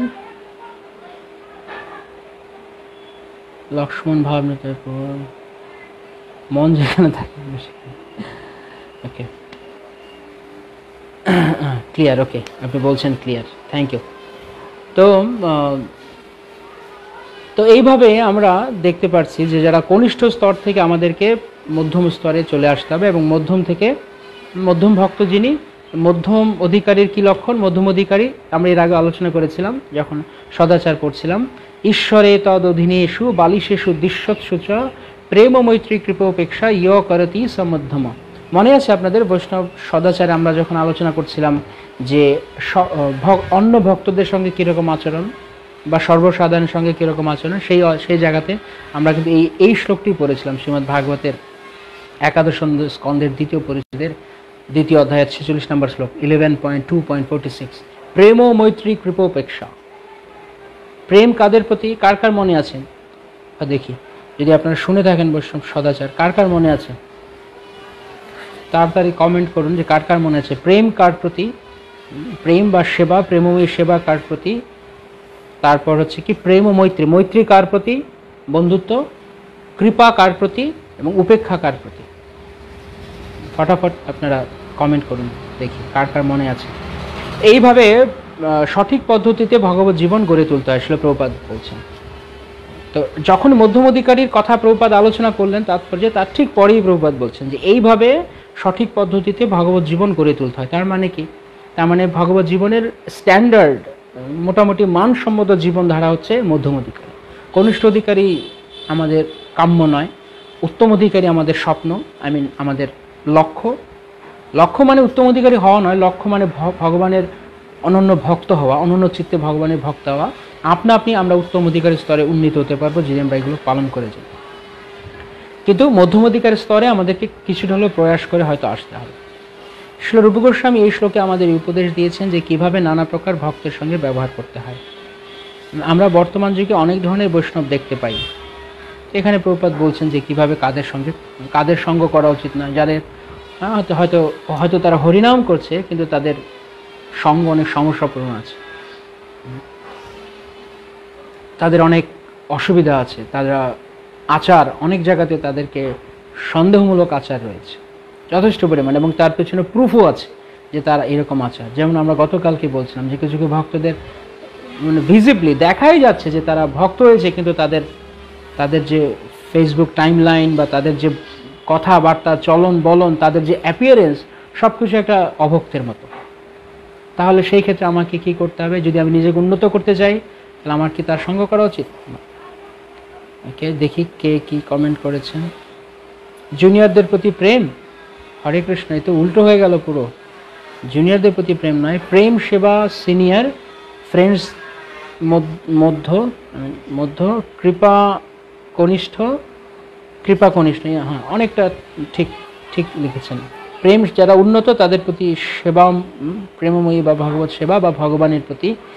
আর মধ্য স্তরে মানে আমার লেভেলে যারা তাদের প্রতি ওকে কৃপা ছোটদের প্রতি, কৃপা জুনিয়র প্রেমপূর্ণ সেবা জুনিয়র মৈত্রী, ওকে প্রেমপূর্ণ সেবা জুনিয়র মৈত্রী সেম এজ, বড়দের সাথে শ্রদ্ধা, বন্ধুদের সাথে মৈত্রী, ছোটদের প্রতি স্নেহ, কনিষ্ঠদের প্রতি প্রেম। না, আপনারা যারা লিখছেন কনিষ্ঠদের প্রতি প্রেম, আমি জানি না আপনারা সেই ক্লাসে হয়তো ছিলেন না, উল্টো লিখছেন। শুধু সিনিয়র প্রেমপূর্ণ সেবা, কৃপা ছোটদের, ওকে বৈজয়ন্তী ললিতা ভগবানের প্রতি সেবা, ভক্তদের প্রতি মৈত্রী, অজ্ঞকে কৃপা, ভগবত বিদ্বেষীদের এড়িয়ে চলা। অনেকটাই কারেক্ট মাতাজি, তবে ফুললি নয়। তিনি শুধু ভগবানের প্রতি সেবা করেন না, যারা ভগবানের উন্নত মহান বৈষ্ণব তাদেরকেও তিনি সেবা করেন, তাদের প্রতিও তার প্রেম থাকে, অর্থাৎ প্রেমপূর্ণ সেবা তিনি করেন ভগবান এবং ভগবানের যারা উন্নত ভক্ত তাদের প্রতি। আর যারা মধ্যম স্তরের মানে আমার সমমনা সমবয়স্ক সমভাবাপন্ন তাদের প্রতি বন্ধুত্ব, ভাগবত বিদ্বেষীদের উপেক্ষা, হ্যাঁ কারেক্ট। মথুরাপতি শ্যাম প্রভু, ওকে ইয়েস। সঙ্গীতাময়ী গোপী দেবীদাসী প্রেম জুনিয়র ডিভোটি, আবারও মিস্টেক হচ্ছে, প্রেম জুনিয়রদের প্রতি নয়, জুনিয়রদের প্রতি কৃপা, কৃপা মানে অনুগ্রহ, ভালোবাসা, স্নেহ। এই ভালোবাসা প্রেম এক নয়, স্নেহ ভালোবাসা, এই স্নেহ বা প্রেম এক নয়। প্রেমময়ী সেবা মানে উন্নতদের প্রতি, সমবয়স্কদের প্রতি ফ্রেন্ডশিপ, রেসপেক্ট সিনিয়র, হ্যাঁ বড়দের সম্মান, ওকে ফাইন। অনেকেই লিখছেন, ঠিক কারেক্ট, অনেক সুন্দর, ধন্যবাদ আপনাদের। তো এইভাবে আমাদের সেই সমস্ত বৈষ্ণবদের সঙ্গ করা উচিত নয় যাদের হৃদয় পুরোপুরি রূপে এখনও জড় বাসনা পরিপূর্ণ, তাদের সঙ্গ করা উচিত নয়। আমরা তাদের প্রণাম করতে পারি, শ্রদ্ধা করতে পারি, মানে তাদের যথাযোগ্য সম্মান করতে পারি, কিন্তু সঙ্গ করার ক্ষেত্রে আমাদের চেষ্টা করতে হবে নিজের থেকে উন্নত এবং যারা অ্যাটলিস্ট যারা নিজের থেকে উন্নত, যদি সম্ভব হয়, যদি কারোর সুযোগ সুবিধা ফ্যাসিলিটিস থাকে উন্নত ভক্তের সঙ্গ করার, তাহলে সে করতে পারে। যদি পুরো সুযোগ না থাকে তাহলে সে অন্ততপক্ষে নিজের চাইতে উন্নত যারা ভক্ত তাদের, যারা কনিষ্ঠ তারা মধ্যম অধিকারী ভক্তের সঙ্গ করতে পারে। মধ্যম অধিকারীকে চিন্তা করতে হবে, যে কনিষ্ঠ তাকে এড়িয়ে চলতে হবে, তাকে এড়িয়ে চলতে হবে বলতে আমি বোঝাতে চাইছি কনিষ্ঠ অধিকারী দুচ্ছাই করবে তা নয়, তাকে অনুগ্রহ করবে, তাকে কৃপা করবে উপর স্তরে উঠে আসার জন্য, কিন্তু তাদের সঙ্গে সঙ্গ নয়। দুটো আলাদা জিনিস। যেমন ধরুন, যেমন একই এক্সাম্পল আমি দিচ্ছি, ক্লাসে স্টুডেন্টরা রয়েছে, তো স্টুডেন্টদের মধ্যে যারা একটু হয়তো ব্যাক বেঞ্চার, হয়তো পড়াশোনা কম করে, দুষ্টুমি করে, তারা যারা ভালো স্টুডেন্ট তারা তাদের পরিমাণ মিশবে যতটুকু তাকে ওপর উঠানোর জন্য দরকার, কিন্তু সারাক্ষণ যদি তাদের সঙ্গে মিশে তাহলে তার সমস্যা হবে। তাই সবসময় ভালো স্টুডেন্টদের যেমন একটা গ্রুপ থাকে, সেখান থেকে কখনো কখনো গিয়ে তাদের সাহায্য করতে পারে, কিন্তু সবসময় তাদের সঙ্গ করবেন। তাই তিনি প্রয়োজন পড়লে কনিষ্ঠ অধিকারী যদি তার কাছে উপদেশ চায়, অ্যাডভাইস চায়, এবং অ্যাডভাইস দেওয়ার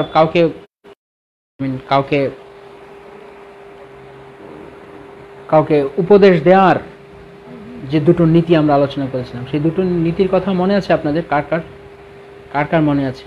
দুটো নীতি, দুটো কন্ডিশন থাকতে হবে কাউকে উপদেশ দেওয়ার। তো তখন সেইটি বুঝে মধ্যম অধিকারী ভক্ত তিনি কনিষ্ঠকে উপদেশ দিতে পারেন, কৃপা করতে পারেন। দেখো ভাই, তুমি আর একটু ভালো করে ভজন করো, প্রভু আমার মনে হচ্ছে আপনি ভক্তদের সঙ্গে মনে হয় একটু আচরণ ভালো করলে, আপনি ভালো করছেন, তবে আরেকটু চেষ্টা করুন। এবং তাকে শাস্ত্রের মধ্য দিয়ে, শাস্ত্রের আলোচনার মধ্য দিয়ে তাকে বুঝি। অনেক সময় অনেক কাছে ডিরেক্ট বললে হয়তো অনেক সময় সেটা মনে আঘাত পায়, তখন ডিরেক্টলি না বলে তাকে শাস্ত্রের মধ্য দিয়ে বা জেনারেল ক্লাসে তাকে বোঝানো যেতে পারে, তবে সেটি কৃপাপূর্ণভাবে, তার প্রতি শত্রুতাবশত নয়, তার প্রতি ঈর্ষাবশত নয়। ঈর্ষা তো আসবে না, শত্রুতা হয় অনেক সময়, বা তাকে হেয় জ্ঞান করে তা নয়। তার প্রতি দয়া হতে হবে, কৃপা মানে দয়া, দয়া হতে হবে তাকে, যে না ওর আরেকটু উন্নত হবে। ওকে, তো এইভাবে মধ্যম অধিকারী ভক্ত তিনি সঙ্গ করবেন বুঝে শুনে। মধ্যম অধিকারী কনিষ্ঠদেরকে কৃপা করবেন, কিন্তু তিনি তিনি সঙ্গ করবেন উত্তম অধিকারী, উত্তম বৈষ্ণব।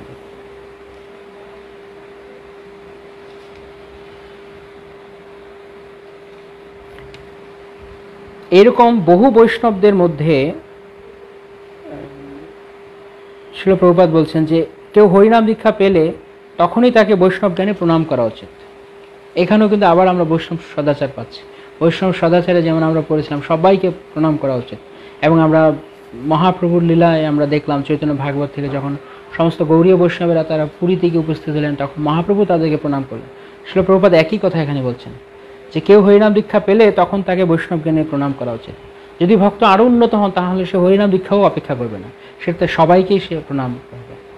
এইরকম বহু বৈষ্ণবের মধ্যে যিনি গভীর অভিনিবেশ সহকারে ভগবত সেবা করে কঠোরভাবে ভগবত ভজনের বিধিনিষেধ পালন করে চলেন, প্রতিদিন নির্দিষ্ট সংখ্যক জপ করেন এবং সবসময় ভগবানের বাণী প্রচারে সচেষ্ট থাকেন, তিনি প্রকৃত উন্নত ভক্তরূপে বিবেচিত হন এবং তাকে উত্তমান্বিত করতে হন। যিনি পূর্ণরূপে 100% তার জীবনকে ভগবানের জন্য উৎসর্গ করেছেন, ভগবত ভাবনাময় হয়ে থাকেন। রাইট অ্যান্ড রিলেশন, অধিকার এবং সম্পর্ক, অনেক কিছু আপনারা চমৎকার মনে রাখছেন, খুব ভালো লাগছে যে এগুলো মনে রাখা খুব দরকার, এবং আশা করছি যেহেতু মনে আছে তাহলে আপনারা অ্যাপ্লাই করার সময়ও এগুলো আপনাদের মনে থাকবে।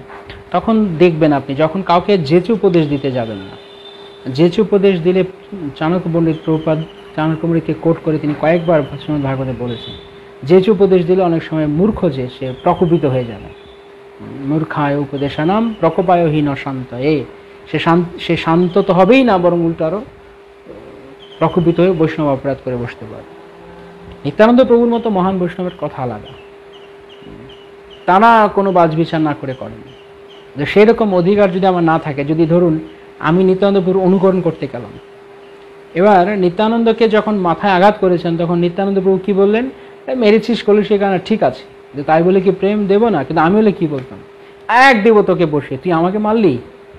তো আমি নিত্যানন্দ প্রভুর অনুকরণ করতে গেলে এই পরে কিন্তু পরিণাম এই ঘটবে। তাই জন্য বলছিলাম অধিকার বুঝে, নিজের যতটুকু ক্ষমতা আছে বুঝে, নয়তো সমস্যা আছে। এগুলো খুব খুব গভীর বিষয়। যদি আমরা এগুলো হয়তো আরও কিছু রিয়েল লাইফ সিচুয়েশান, কিছু প্র্যাকটিক্যাল এক্সাম্পল যদি আপনারা তুলে ধরেন, কোনো প্রশ্ন করেন, সেই ক্ষেত্রে হয়তো এগুলো আরও আলোচনা করে যেতে পারে যে এই বিষয়টি কী, কোন অধিকারে আমরা আছি। যেমন গত কয়েকদিন আগে আমাকে একজন ভক্ত প্রশ্ন করেছেন যে আমি কোন অধিকারে আছি, আমি কীভাবে কিছু। তো দেখতে হবে আমার বিশ্বাস কত দূর আমি কিভাবে আমি জিনিসটাকে দেখছি। ভক্তি জীবনে আজকে থেকে 5 বছর আগে আমি এসেছি। সাপোজ 5 বছর আগে আমি একটা জিনিসকে যেভাবে চিন্তা করতাম, আমার দৃষ্টিভঙ্গি যেরকম ছিল, 5 বছর পর আমি কি একই রকমভাবে ওই জিনিসটাকে দেখছি? আমার দৃষ্টিভঙ্গি কি একই আছে? আমার চশমার কালার কি বদলায়নি, ওই রকমই আছে? যদি ওই রকমই থাকে তাহলে আমি উন্নতি করিনি 5 বছরে। 5 বছর পর আমার দৃষ্টিভঙ্গি যদি আরও বিস্তৃত হয়, আমি যদি আরও বৃহৎ পরিবেশ থেকে, আরও বিভিন্ন অ্যাঙ্গেল থেকে, বিভিন্ন দৃষ্টিভঙ্গি থেকে আমি সেটিকে দেখতে পারি, বা অনেকের প্রেক্ষিতে আমি বিচার করতে পারি, এবং কে কীভাবে এটিকে ভাবতে পারে, সেরকম বলতে চাইছি আরও শেপ পাবে আমাদের চিন্তা ভাবনাগুলো, তখন আমার উন্নতি হচ্ছে। তো 5 বছর আগে যেরকম ছিল সেরকমই আছে। ফর এক্সাম্পল, 5 বছর আগে আমি কোনো ভক্তকে প্রণাম করে আমি কেয়ার করতাম না, অথবা 5 বছর আগে আমি এরকম ছিলাম। এখন আমি ভক্তিতে যদি উন্নতি করি তাহলে আমার লক্ষণ কি হবে? কি লক্ষণ হবে? যে আমি এখন কাউকে প্রণাম করি, কাউকে প্রণাম করি না। এটা কি আমার বিস্তৃত হলো? না, এটা আমার সংকীর্ণ হয়ে গেলাম। উন্নতি হবে আমি এখন আরও অধিক সংখ্যক মানুষকে সম্মান করতে শিখব। সকলের সম্মান করিতে শপথি দেহনাথ যথাযথ। আরও বেশি অমানি মানদ হব। এই চারটে গুণ, দৈন্য দয়া, অন্যে মান, প্রতিষ্ঠা বর্জন, চারি গুণে গুণী হই করহ কীর্তন, ভক্তিনাথ ঠাকুর বলছেন। এই চারটি গুণ ভক্তের মধ্যে ধীরে ধীরে ধীরে ধীরে বাড়তে থাকবে, তখন আপনি বুঝতে পারবেন যে আমি আসলে আমার কি হচ্ছে। দৈন্য ভাব বেড়েছে নাকি, সহিষ্ণুতা বেড়েছে নাকি, অন্যর কাছ থেকে প্রতিষ্ঠা পাবার, সম্মান পাবার বাসনা কমেছে নাকি, এবং অন্যকে সম্মান করার প্রবণতা বেড়েছে নাকি। এই চারটি ভক্তি জীবনের উন্নতির একটা অন্যতম মানদণ্ড। কারণ কি, এই চারটি লক্ষণ যার মধ্যে প্রকাশ পায়, শ্রী হরিনাম চিন্তামণি গ্রন্থে শ্রী ভক্তিনাথ ঠাকুর বলছেন কারণ তিনি প্রকৃতভাবে শুদ্ধ নাম করছেন। আর যিনি শুদ্ধ নাম করেন তিনি তৎক্ষণাৎ মহাত্মা বৈষ্ণব। কারণ শুদ্ধ নাম এখানেই আছে, যে যে শুদ্ধ নাম করে তিনি তিনি তিনি তৎক্ষণাৎ মুক্তি লাভের যোগ্য। তো কে মুক্তি লাভের যোগ্য? যে উন্নত অধিকারী, সে মুক্তি লাভ, উত্তম অধিকারী, সে মুক্তি লাভের যোগ্য। এগুলো আমরা দেখতে পারি, বিচার করতে পারি, অধিকার এবং সম্পর্ক।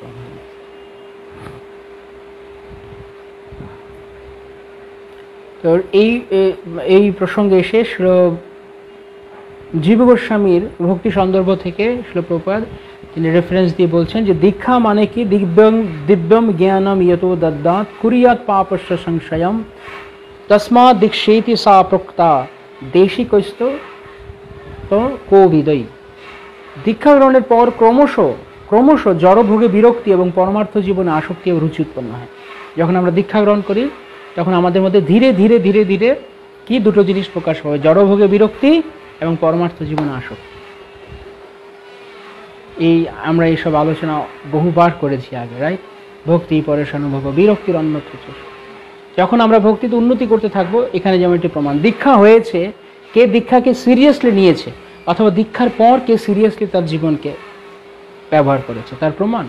ক্রমশ তার জড় জগতের প্রতি অনাসক্তি হচ্ছে কিনা, একদম একদম চাক্ষুষ প্রমাণ। মানে জীব গোস্বামী হচ্ছেন আমাদের সমস্ত আচার্যগণের মধ্যে অন্যতম শ্রেষ্ঠ সুপণ্ডিত, যিনি তার শট সন্দর্ভের মধ্য দিয়ে সমস্ত ভক্তি রাজ্যের এমন কোনো সিদ্ধান্ত নেই যা তিনি শট সন্দর্ভে দেননি। তার মধ্যে একটি অন্যতম প্রধান সন্দর্ভ হচ্ছে ভক্তি সন্দর্ভ। সেই ভক্তি সন্দর্ভ থেকে শ্রীল প্রভুপাদ এই শ্লোক কোট করে তিনি বলছেন যে দীক্ষা গ্রহণ করার পর, যেমন আমরা জানি দীক্ষাকালে চৈতন্য চৈতন্য বলেছে, দীক্ষাকালে ভক্ত করে আত্মসমর্পণ, সেই কালে কৃষ্ণ তারে করে আত্মসম। ভগবান তাকে নিজের করে নেন। কখন? What is the condition? শর্ত আছে, নিঃশর্তভাবে নয়। আমরা মনে করি দীক্ষা হয়ে গেছে, বাস হয়ে গেল, না। দীক্ষাকালে ভক্ত করে আত্মসমর্পণ, সেই কালে কৃষ্ণ তারে করে আত্মসম। এখানে ভালো করে এই ওয়ার্ডটা পড়তে হবে। আমাদের সমস্যা আছে, আমরা পড়ি না। আর যদিও বা পড়ি, কিন্তু মন লাগিয়ে পড়ি না। প্রত্যেকটি ওয়ার্ড, বৈদিক শাস্ত্রের প্রত্যেকটি শব্দ, প্রত্যেকটি শব্দাংশ, প্রত্যেকটি অক্ষর গুরুত্বপূর্ণ। তা অনেক অর্থ বহন করে। তো এই যে করে আত্মসমর্পণ, ভক্ত করে আত্মসমর্পণ, এই আত্মসমর্পণটুকু আমরা ধীরে ধীরে ধীরে, যারা কনিষ্ঠ অধিকারী তাদের লক্ষণ হচ্ছে এরকম, তারা শাস্ত্র যদিও বা পড়ে কিন্তু অনেক কিছু অমিট করে, কেন তারা পাত্তাই দেয় না। তারা বোঝার চেষ্টা করেন কতটা গুরুত্বপূর্ণ। এই যে একটা ওয়ার্ড, এটাকে মডিফাই করছে, পুরো বাক্যটাকে মডিফাই করছে এই একটা ওয়ার্ড, আত্মসমর্পণ। দীক্ষাকালে ভক্ত করে আত্মসমর্পণ। তো যদি আত্মসমর্পণ, সে যদি আত্মসমর্পণ না করে, তাহলে কোনো কাজ হবে না। তাহলে ভগবান তাকে আত্মসমর্পণ করবেন না। আমরা কথা বলে ফেলি, অনেক সময় মুখ দিয়ে ঠাস করে কিছু একটা বলে ফেলি, আরে হয়ে গেছে, আমার দীক্ষা হয়ে গেছে, সব কাজ হয়ে গেছে, বা এখন হয়ে গেছে, শাস্ত্র তো বলেছি অনেক কিছু। কিন্তু সেটা কোন ক্ষেত্রে? ভালো করে পড়েছি, ভগবানের আচার্যদের কথায় কোনো ভ্রান্তি নেই, অভ্রান্ত, একদম অভ্রান্ত। ভগবান এখানে কন্ডিশন বসিয়ে দিয়েছেন চরিতামৃতের, মিসিং করে আমার কি করার আছে। যেমন আমরা হয়তো পড়ছি, আমরা কি পড়ছি যে ভগবান ভক্তের প্রার্থনা শ্রবণ করেন, কিন্তু ভগবান যে ভক্তের প্রার্থনা শ্রবণ করেন, ভগবান কখন, কোন সময়, কোন ভক্তের প্রার্থনা শ্রবণ করেন? কোন ভক্তের প্রার্থনা ভগবান শ্রবণ করেন? সরঙ্গ শরণাগতি হইবে যাহার, তাহার প্রার্থনা শুনে শ্রীনন্দ কুমার। যার 6টির শরণাগতি হয়েছে, শরণাগতির 6টি অঙ্গ, তাকে তার প্রার্থনা ভগবান শ্রবণ করবেন। অনেক সময় ভগবানের কাছে আমরা চাই, সেটা হয়ে যায়, সেটা আমাদের ভাগ্যেও থাকে অনেক সময়, কিন্তু প্রকৃতিরূপে যার কথা ভগবান কখনো ফেলেন না, কখনো কখনো ভগবান শুনে নেন কোনো কোনো কথা, কিন্তু যার প্রার্থনা কখনোই ভগবান ফেলেন না, কখনোই অস্বীকার করেন না, তিনি হচ্ছেন সরঙ্গ শরণাগত ভক্ত। আপনারা একটু কাইন্ডলি কনফার্ম করবেন আপনারা আমার কথা শুনতে পাচ্ছেন কিনা। মাঝে মাঝে এরকম হয় যে ফোন আসলে কথা বন্ধ হয়ে যায়। আমার ফোন এসেছিল একটা, আমি জানি না আমার কথা আপনারা শুনতে পাচ্ছেন কিনা। একটু হরে কৃষ্ণ, একটু কেউ একটু কনফার্ম করুন কথা শোনা যাচ্ছে।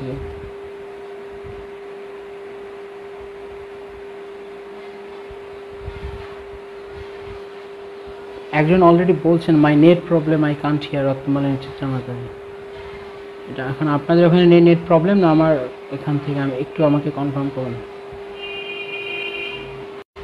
হরে কৃষ্ণ, হরে কৃষ্ণ, আপনারা আমার কথা শুনতে পাচ্ছেন? কারণ অলরেডি একজন বলছেন আই কান্ট হিয়ার। আমি যদি না শুনতে পারেন আমি বলে গেলে কী লাভ হবে? শুনতে পাচ্ছি, ওকে ফাইন। তার মানে কারো কারো কোনো হয়তো ক্ষেত্র বিশেষে নেটওয়ার্ক অসুবিধা করছে, শুনতে পাচ্ছি, থ্যাংক ইউ।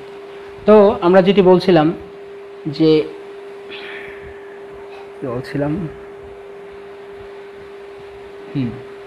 তো যে কনিষ্ঠ অধিকারী সে পড়বে কিন্তু সে অস্বীকার মানে খেয়াল করবে না।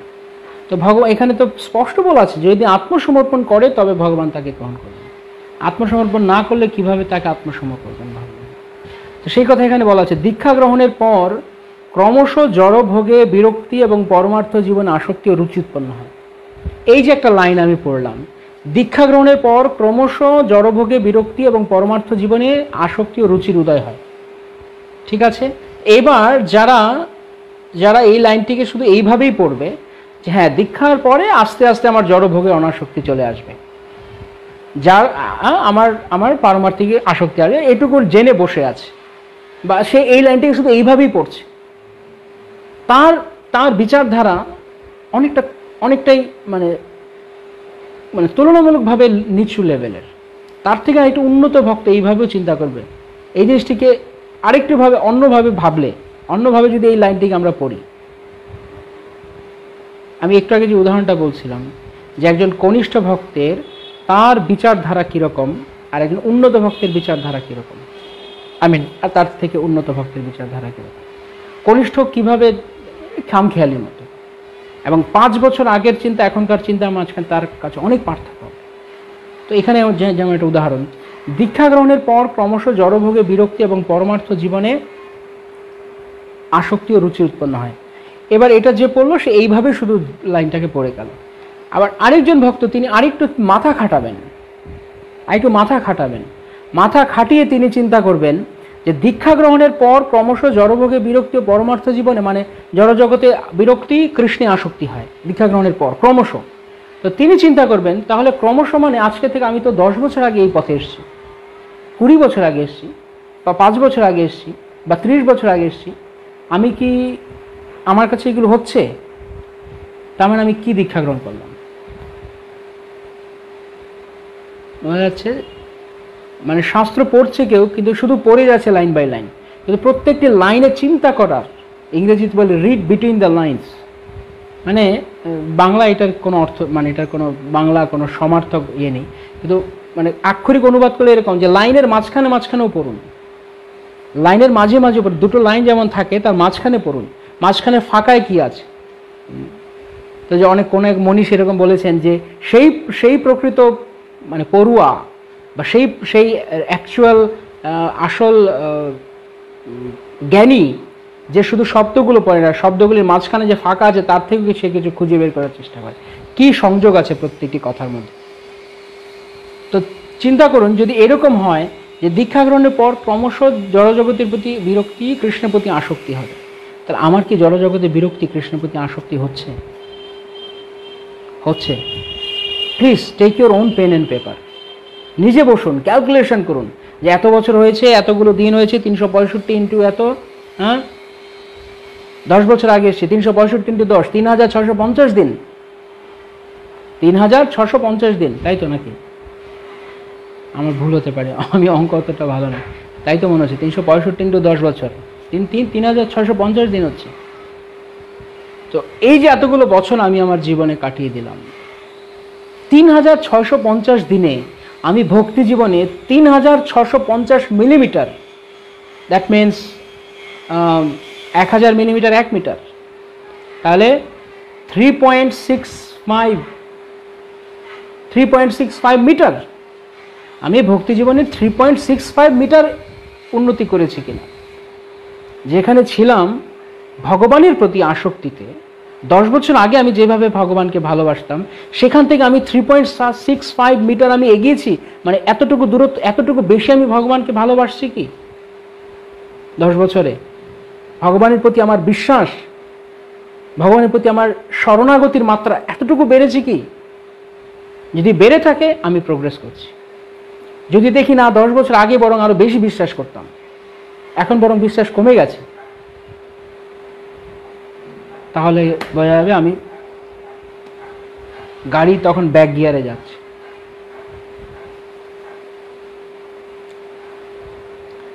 তো এই বিষয়টা আমাদেরকে ভালো করে বুঝতে হবে। তাই জন্য আমি যেমন এখানে এই শ্লোকটা পড়ে আমার কাছে মনে হলো, আমি প্রায়শই কথা বলি বিভিন্ন সময় ভক্তদেরকে, যে যারা অন্তত নতুন দীক্ষা গ্রহণ করেছেন গত কয়েক বছরের মধ্যে, বা এই বছর বা গত বছর বা তার আগের বছর, প্লিজ এই সুযোগ আপনাদের জীবনে কাজে লাগান। যেই ভুল আমি আমার জীবনে করেছি, আমি অনেস্টলি বলছি, যেই ভুল আমি আমার জীবনে করেছি, আজকে থেকে মানে এই 28 বছর আমার ভক্তি জীবনে 28 বছর, আমার কাছে মাঝে মনে হয় যদি মানে টাইম মেশিন থাকতো, আমি যদি ঘুরিয়ে 28 বছর আগ থেকে শুরু করতে পারতাম ভক্তি জীবনে। কম নয়, বেশ যথেষ্ট পরিমাণ সময়। এই সময় এর চেয়ে অর্ধেক বছর সময়ে অনেকে অনেক উন্নতি করে ফেলেছে, অনেক এগিয়ে গেছে ভক্তিতে, কিন্তু তাদের দেখলে আমার কাছে পেইন লাগে। আমার জন্য আমার কাছে পেইন হয়, তাদের জন্য না, তারা নিঃসন্দেহে ভাগ্যবান, তারা এগিয়ে গেছে, কিন্তু আমি কি করলাম? তাই যে ভুলগুলো আমি বা আমরা করেছি, যারা সোকল্ড সিনিয়র তারা করেছে, সেই ভুল আপনারা যারা ইদানিং কালে ভক্তি জীবন শুরু করেছেন, একই ভুল করবেন না, একই ভুল আপনারা করবেন না। আপনাদের সুযোগ রয়েছে, সময় রয়েছে।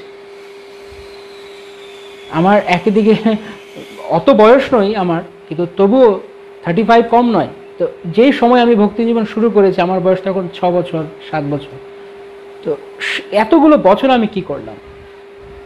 কিন্তু যেই সুযোগ কেউ এখন পেয়েছে, সে যদি এই জিনিসগুলো বোঝার চেষ্টা করে এবং এখন থেকে সিরিয়াস হয়, তাহলে এই 20, 25, 22 বছর সে কত দূর এগিয়ে যাবে কল্পনা করা যায়। আমার দুর্ভাগ্য, আমার হয়তো সুযোগ ছিল, ভগবান হয়তো বুদ্ধি অতটা বুঝতে পারিনি তখন, কিন্তু ভক্তরা ছিল। তবে এখনকার মতো এত অ্যাভেলেবেল, আমরা এত ক্লাস, এত কিছু, তখনকার সময় তো ইন্টারনেট ছিল না বা এগুলো ছিল না, তো এত কিছু পাইনি। কিন্তু শাস্ত্র গ্রন্থও ছিল, কিন্তু এত প্রচারক বা এত কিছু পাইনি আমরা। কিন্তু এখনকার সময় অনেক কিছু ফ্যাসিলিটিস রয়েছে সবার কাছে। তাই এই সুযোগগুলোকে আপনারা কাজে লাগানোর চেষ্টা করুন। একজন বলছে, আমি গত বছর দীক্ষা হয়েছে, লাস্ট ইয়ারে দীক্ষা হয়েছে। কমলাঙ্গ চৌধুরী বলছে গাড়ি থেমে যায় মানে থেমে গেছে। গাড়ি থেমে যাবে কি? গাড়ি পেছনে যাচ্ছে। এখন যাদের পেছনে যায় তারা মনে করছে এটি হয় আপনি হয়তো বিনয় হতে পারে, কি যেন আমি জানি না, কিন্তু এরকম হয়। তো দয়া করে এই সুযোগ আপনারা গ্রহণ করেন, যে দীক্ষার সময়ে ক্রমশ আমাদের দেখতে হবে আমাদের কতটুকু ভগবানের প্রতি রুচি হোক, কতটুকু জড় জগতের প্রতি আমরা অনাসক্ত হতে পারবো। It's very important. আদারওয়াইজ আমরা শুধু মানে বেকার খেটে যাব, আমরা যদি ভক্তিকে ভাব সহকারে, হৃদয় সহকারে গ্রহণ না করি, তাহলে কি লাভ আছে?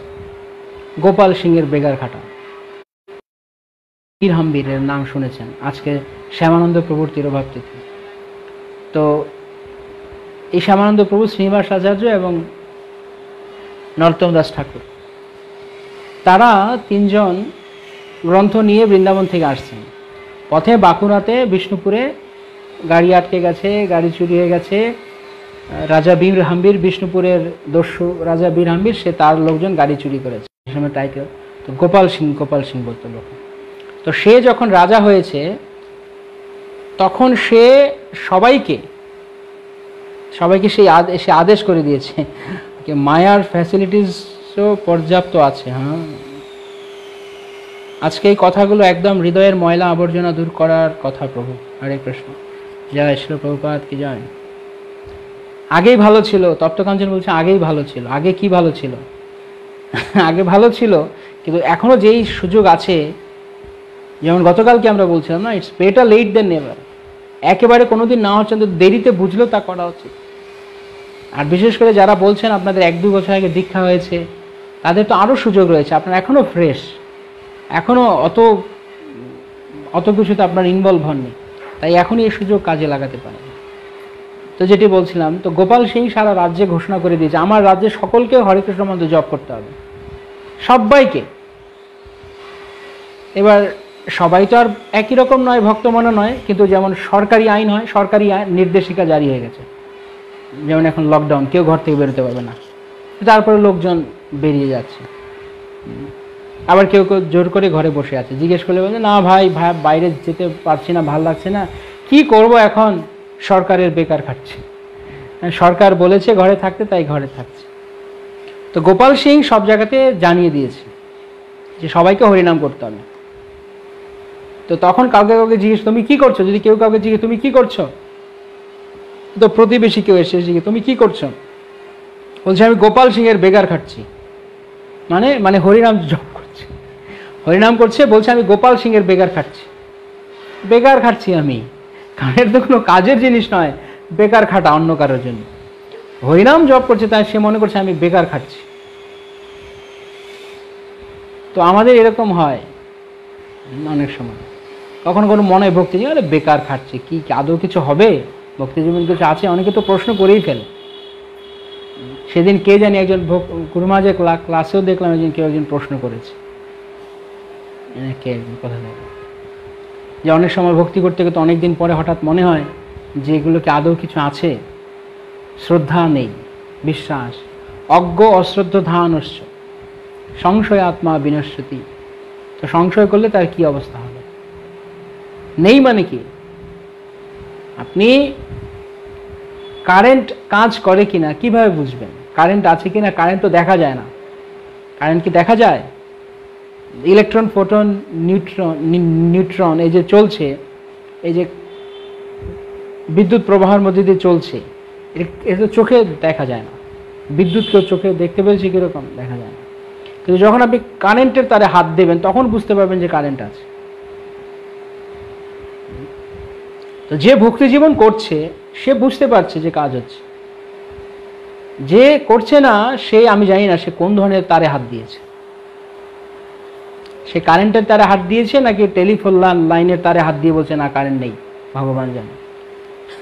অর্থাৎ তার কাছে ভক্তির জীবন কত কি, সে কি মনে করছে ভক্তি, বলছে ভগবান আছে কিনা, ভক্তিতে কাজ হবে কিনা। এগুলো কেন হয়? এগুলো মায়ার প্রভাব। যত বেশি হৃদয়ে কলুষতা তত এরকম জিনিস প্রকাশ পাবে। তো যাই হোক, এই বিষয়গুলো আমাদের খুব ইম্পর্টেন্স দিয়ে, খুব গুরুত্ব দিয়ে আমাদের বোঝা উচিত এই বিষয়গুলো, নয়তো এগুলো খুব বেসিক এবং খুবই ফান্ডামেন্টাল কথা, ভক্তি জীবনের খুব মৌলিক কথা। অনেক সময় আমরা অনেক প্রেম কাহিনী, ভগবত লীলা কাহিনী, আমরা অনেক কিছু হয়তো শুনছি সপ্তাহের পরে সপ্তাহ জুড়ে ভাগবত কথা বা এই, কিন্তু আমরা যে কোথায় রয়েছি, কি করছি, সেটা কাউকে একজন বুঝিয়ে দিতে হবে। তাই জন্য শাস্ত্র রয়েছে, উপদেশ অমৃত রয়েছে, আমাদের পড়তে হবে এগুলো। আমরা তো পড়ি না, প্রভুপাদের গ্রন্থ আমরা ঠিক করে পড়ি না বলি আমাদের এই সমস্যা। প্রভুপাদ নিজেই কথা বলে গেছেন, যদি কেউ আমার গ্রন্থ নিয়মিত অধ্যয়ন না করে তাহলে তার অধঃপতন আজ নয়তো কাল নয়তো পরশু নিশ্চিত। এখন কেউ বলবেন আমি তো 10 বছর ধরে প্রভুপাদের বই পড়ি না, কি আমি তো ঠিকই আছি। আপনি জানেন না, যে ব্যক্তি এরকম কথা বলবে সে জানে না যে সে যে আসলে অধঃপতিত হয়ে গেছে। সে মনে করছে আমি আমিষ করি না, দ্রুত ক্রীড়া করি না, নেশা করি না, অবৈধ মেলামেশা করি না, আমি মালা টানছি, আমি ভালো আছি। আপনি ভালো নেই, আপনি অসুস্থ, আপনি রোগী, আপনি ডিজিজড, কিন্তু সে মনে করছে যে না আমি ভালো আছি। যারা উন্নত ভক্ত তারা নিজেকে আরো নিচু মনে করে, নিজেকে আরো হীন মনে করে। যখন মহাপ্রভু হরিদাস ঠাকুরকে বলছেন তুমি এত হরিনাম করছো কেন হরিদাস, তুমি তো নামে সিদ্ধ হয়ে গেছো, তুমি সবাইকে নাম শিক্ষা দিয়েছো, নামের আচার্য তুমি। তখন হরিদাস ঠাকুর বলছে আমাকে দয়া করে আপনি বঞ্চিত করবেন না, এসব কথা বলে আমাকে বঞ্চিত করবেন না প্রভু। মহাপ্রভু জিজ্ঞেস তুমি ভালো আছো তো? আমি ভালো নেই, আমি অসুস্থ। কেন? সংখ্যা নাম পূর্ণ হচ্ছে না। কল্পনা করতে পারেন যে হরিদাস ঠাকুর নামের প্রভাবে মায়াদেবীকে পরাস্ত করেছেন, নামের প্রভাবে 22 বাজারে বেত্রাঘাত সহ্য করেছেন, নামের জন্য যিনি সারা জগতে বিখ্যাত, নামের আচার্য সে নামাচার্য হরিদাস ঠাকুর কি জয়। মহাপ্রভু বলছেন কেউ হরিদাস হরিদাস হরিদাস উচ্চারণ করলেও সে এই জড় বন্ধন থেকে মুক্তি লাভ করে। হরিদাস ঠাকুর কি জয়, জয় হরিদাস, জয় হরিদাস, জয় হরিদাস। তো সেই হরিদাস ঠাকুর তিনি বলছেন আমি অসুস্থ, আমি রুগ্ন, আমি অসুস্থ। কেন? আমার সংখ্যা নাম পূর্ণ হচ্ছে না। তাহলে আমরা কি করব? আমরা কি করবো তাহলে? না আমি তো ভালোই আছি। যারা বোকারা কত কিছু বলে, বোকার কথা শুনে আর কি হবে। এইভাবে আমাদের ভক্তি জীবনে খুব সিরিয়াসলি এগিয়ে যাওয়ার চেষ্টা করা উচিত।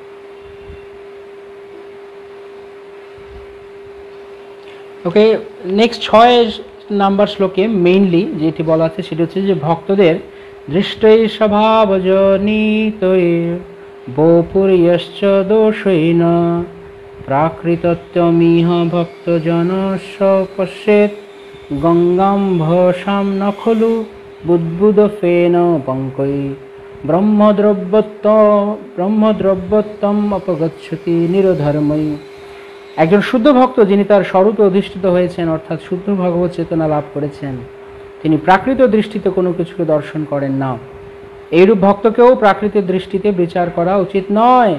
আপাত দৃষ্টিতে কোনো শুদ্ধ ভক্তকে নিষ্কুলোদ্ভব, কুৎসিত, বিকলাঙ্গ বা রোগগ্রস্ত বলে মনে হলেও তাকে উপেক্ষা করা উচিত নয়। এবং যদিও সাধারণ দৃষ্টিতে তার এই দৈহিক ত্রুটি বিচ্যুতিগুলি থাকতে পারে, কিন্তু শুদ্ধ ভক্ত কখনো তার দ্বারা কলুষিত হয়ে পড়েন না। এটা ঠিক গঙ্গা জলের মতো। গঙ্গা জল যেমন কখনো কখনো বুদবুদ, ফেনা বা কাদা পাকের দ্বারা ঘোলা হয়ে যায়, কিন্তু তা বলে গঙ্গার জল কখনো অপবিত্র হয়ে যায় না। এবং যারা পারমার্থিক জীবনে উন্নত তারা গঙ্গা জলের গুণাগুণ বিচার না করেই পবিত্রতা লাভ করার জন্য সেই জলে স্নান করে থাকেন। এবং তারপর 7 নম্বর শ্লোকে বলা আছে 7 কৃষ্ণ নাম চরিতাদি সীতায়দি সীতাপ্য বিদ্যা পিত্ত পতোত্তরশনস্য নরচিকানু কিন্তু আদরাত অনুদিনম খলু এব জুষ্টম স্বাদি ক্রমাৎ ভবতি তদ্গদ মূলহন্ত্রী তদ্গদ মূলহন্ত্রী। ভগবান শ্রীকৃষ্ণের পবিত্র নাম, গুণ, লীলাদি এবং কর্মসমূহ দিব্য, মধুর, রসে রসান্বিত।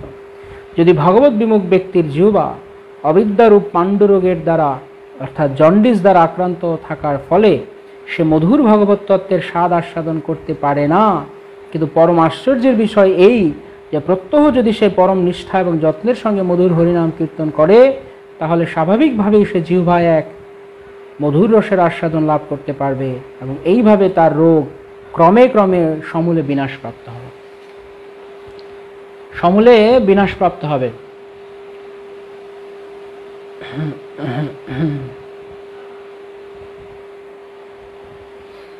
তাহলে যে ভগবানের শুদ্ধ ভক্ত 6 নম্বর শ্লোকে বলা আছে, যিনি ভগবানের শুদ্ধ ভক্ত তার যদি কোনো দৈহিক কোনো ত্রুটি বিচ্যুতি থাকে, অর্থাৎ নিচু কুলে তার জন্ম হয়েছে অথবা তার শারীরিক কোনো একটি রোগ রয়েছে, এইভাবে ভক্তকে বিচার করা উচিত না। কেন?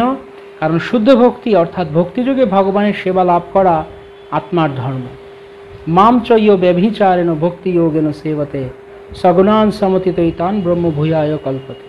যে ব্যক্তি নিরবচ্ছিন্নভাবে ভগবানের সেবায় যুক্ত থাকেন এবং কোনো অবস্থাতেই ভগবত সেবা থেকে বিরত হন না, তিনি অনায়াসে জড়গুণ থেকে মুক্ত হয়ে ব্রহ্মভূত স্তরে অধিষ্ঠিত হন।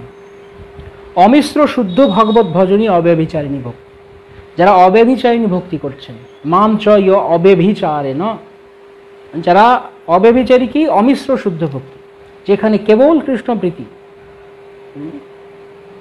আনুকূল্যেন কৃষ্ণানুশীলনম। আনুকূল্যেন কৃষ্ণানুশীলনকে সাধারণত আমরা বুঝি অনুকূলভাবে কৃষ্ণ সেবা, বা ইংলিশ অনুবাদ করে favourable devotional service or doing devotional service ফেভারেবলি, কিন্তু প্রকৃতপক্ষে এই 3-4টি ওয়ার্ড দিয়েই আনুকূল্যেন কৃষ্ণানুশীলন বোঝা যাবে না। আনুকূল্যেন কৃষ্ণানুশীলন অনেক গভীর অর্থ রয়েছে, গভীর অর্থ রয়েছে। আনুকূল্যেন কৃষ্ণানুশীলনম হচ্ছে তারা, যেমন ব্রজ গোপিকারা, তারা হচ্ছে আনুকূল্যেন কৃষ্ণানুশীলন। ব্রহ্মা কাচিদ উপাসনা ব্রজবধূবর্গেন যা কল্পিতা, যেভাবে তারা করেছেন, অর্থাৎ নিজস্ব সমস্ত স্বার্থকে জলাঞ্জলি দিয়ে, নিজের লাজ, লজ্জা, শরম, সামাজিক ভয়, পারিবারিক ভয়, গ্লানি, নিন্দা অপমানের ভয়, সমস্ত কিছুকে তারা বিসর্জন দিয়েছেন, নিজের দেহ চেতনা পর্যন্ত তারা ছেড়ে দিয়েছেন ভগবানের জন্য। আনুকূল্যেন কৃষ্ণানুশীলনমের পারফেক্ট এক্সাম্পল। কেবলমাত্র ভগবত সন্তুষ্টি, ভগবান চাইলে তারা ভগবানের জন্য নিজের সমস্ত কিছু জলাঞ্জলি দিয়ে দিতে পারেন। ব্রজবাসী, বিশেষ করে ব্রজগোপিকারা, তারা আছেন আনুকূল্যেন কৃষ্ণানুশীলন। আমরা আনুকূল্যেন কৃষ্ণানুশীলন বলতে আমাদের স্তরে আমরা এখন আপাতত অল্প কিছু আমরা ভাবছি, অল্প কিছু নিয়ে আমরা চলার চেষ্টা করছি, কিন্তু প্রকৃত অনুকূলন কৃষ্ণানুশীলন মানে যার জীবন পূর্ণরূপে কেবল ভগবানের সন্তুষ্টি বিধান, তার নিজের বলে কিছু নেই। ভগবান চাইলে সে মরে যাবে, ভগবান চাইলে সে বেঁচে থাকবে। সেজন্য ছিল প্রভুপাদকে যখন জিজ্ঞেস করা হয়েছিল, প্রভুপাদ দয়া করে আপনি থাকুন, আপনি আমাদের ছেড়ে যাবেন না, আমরা আপনাকে ছাড়া অসহায়, তার শিষ্যরা জিজ্ঞেস করেছেন। প্রভুপাদ বলেছেন আমি কি জানি, ভগবানের ইচ্ছা, তোমরা ভগবানের কাছে প্রার্থনা করো, যদি ভগবান চায় তাহলে আমি থাকবো তোমাদের সঙ্গে। তোমরা ভগবানের কাছে এইভাবে প্রার্থনা করো, হে ভগবান, যদি আপনি চান আমাদের গুরুদেব আমাদের মাঝখানে অবস্থান করুন, তাহলে দয়া করে আপনি আমাদের গুরুদেবকে আমাদের কাছে রাখুন। পূর্ণরূপে ভগবানের ইচ্ছা, ভগবান তুমি চাও, মারবি রাখবি যে ইচ্ছা তো হবে, কৃষ্ণ যাহা ইচ্ছা করে তাই যেন ভালো। এগুলো হচ্ছে আনুকূল্যেন কৃষ্ণানুশীলন। তো এইভাবে যারা ভগবত সেবা করেন, শুদ্ধ ভগবত ভজন, অমিশ্র, তারা হচ্ছেন ভগবানের ঐকান্তিক প্রেমময়ী ভক্ত। সেই সমস্ত ভক্তেরা দেহ বিচারে আপাত দৃষ্টিতে মায়া কবলিত মনে হলেও শুদ্ধ ভগবত ভক্তেরা সবসময় মায়ামুক্ত, তাই তাদের কখনো জড়দৃষ্টিতে দেখা উচিত নয়। একজন শুদ্ধ ভক্তই অপর একজন ভক্তের হৃদয়কে উপলব্ধি করতে পারবে। আগের শ্লোকে আমরা পড়েছি 3 প্রকারের ভক্ত, আর তারপরে এখন এই শ্লোকে আরেকটু উচ্চ স্তরে যারা উন্নত ভক্ত, মহাত্মা, তাদের নিয়ে কথা বলা হচ্ছে। তারা যে কোনো কুলে, যে কোনো দেহে, যে কোনোভাবে তাদের দেহ থাকুক না কেন, তাদের জন্ম হোক না কেন। যেমন আমরা দেখতে পাই ভগবান রামচন্দ্রের ভক্ত ছিলেন শবরী মাতা। শবরী মাতা তিনি নিচকুলোদ্ভূত ছিলেন। শবরী মানে চণ্ডাল শ্রেণীর সুইপার, সেই কুলের তিনি। তবু ভক্তির দ্বারা, শ্রীরামচন্দ্রের চরণে ভক্তির দ্বারা তিনি সব কিছুকে জয় করেছেন। ভগবান শ্রীরাম তার হাতে এঁটো ফল খেয়েছেন, তার নিমন্ত্রণ স্বীকার করেছেন। যেখানে মুনি ঋষিরা হাত জোর করে ভগবান করুন, ভগবান আমার কুটিরে একবার পদার্পণ করুন, আমার কুটিরকে আপনার পাদপদ্ম ধূলির দ্বারা পবিত্র করুন। ভগবান হচ্ছে আমার কাজ আছে, আমি একটা বিশেষ মিশন এখানে এসেছি, আমি সেটাকে পূর্ণ করে নিই। কি শবরীকে খুঁজছেন ভগবান, কিসের দ্বারা? প্রেম, ভগবত প্রেমের দ্বারা। ধনে জনে পাণ্ডিত্যে কৃষ্ণ নাহি পাই, কেবল প্রেমের বশ চৈতন্য গোসাই। কেবল ভক্তি এবং প্রেমের দ্বারা ভগবানকে জয় করা যায়, আর কিছু না। তাই আমরা এই জগতে যত কিছুই করছি না কেন, ইভেন ভক্তি রাজ্যের মধ্যেও, এই করেছি সেই করেছি, আমি 10টা ভক্তিবৃক্ষ খুলেছি, আমি 100খানা নামট্য করেছি, আমি এই মন্দিরকে ছোট থেকে বড় করেছি, আমি অত্র অঞ্চলের জিবিসি হয়েছি, আমি এইগুলো নয়, ভগবানের কাছে এগুলো কোনো বিষয়ই নয়। এগুলো সংস্থা চালাতে গেলে কিছু আনুষ্ঠানিক পদবি মাত্র। মহাপ্রভুর সময় এরকম আনুষ্ঠানিক পদবি ছিল না, তখন সবাই একরকম। কিন্তু এখন কলিযুগ ঘোর, তাই কিছু পদবি থাকতে হয়। অনেকে আছে পদ ছাড়া কাজ করতে চায় না, পদ দেন তাহলে কাজ করবে, পদ নাই কাজ করবো না। আবার কেউ আছে এই পদকে সে ভগবত সেবার সুযোগ বলে গ্রহণ করে। তো এইগুলি ভগবানের কাছে গ্রহণযোগ্য না। যদি তা হতো, মুনি ঋষিরা হাজার বছর ধরে তপস্যা করছেন ভগবানের জন্য। সবরী কোন তপস্যা করেছে? সবরী মা তিনি কি করেছেন? কোনো তপস্যা নয় তাদের মতো যোগী মুনি ও এরকম কিছুই নয়।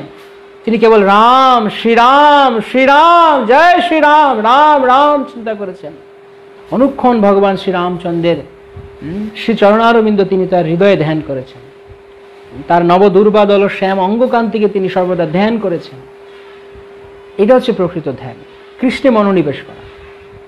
সবই মনঃ কৃষ্ণ পদারবিন্দয়, পূর্ণরূপে ভগবান চিন্তা মনকে অর্পণ করা। এই ধ্যান যোগ যাগ তপস্যা এগুলো দিয়ে কোনো কিছু কাজ হবে না, এগুলো দ্বারা ভগবানকে আকর্ষণ করা যাবে না।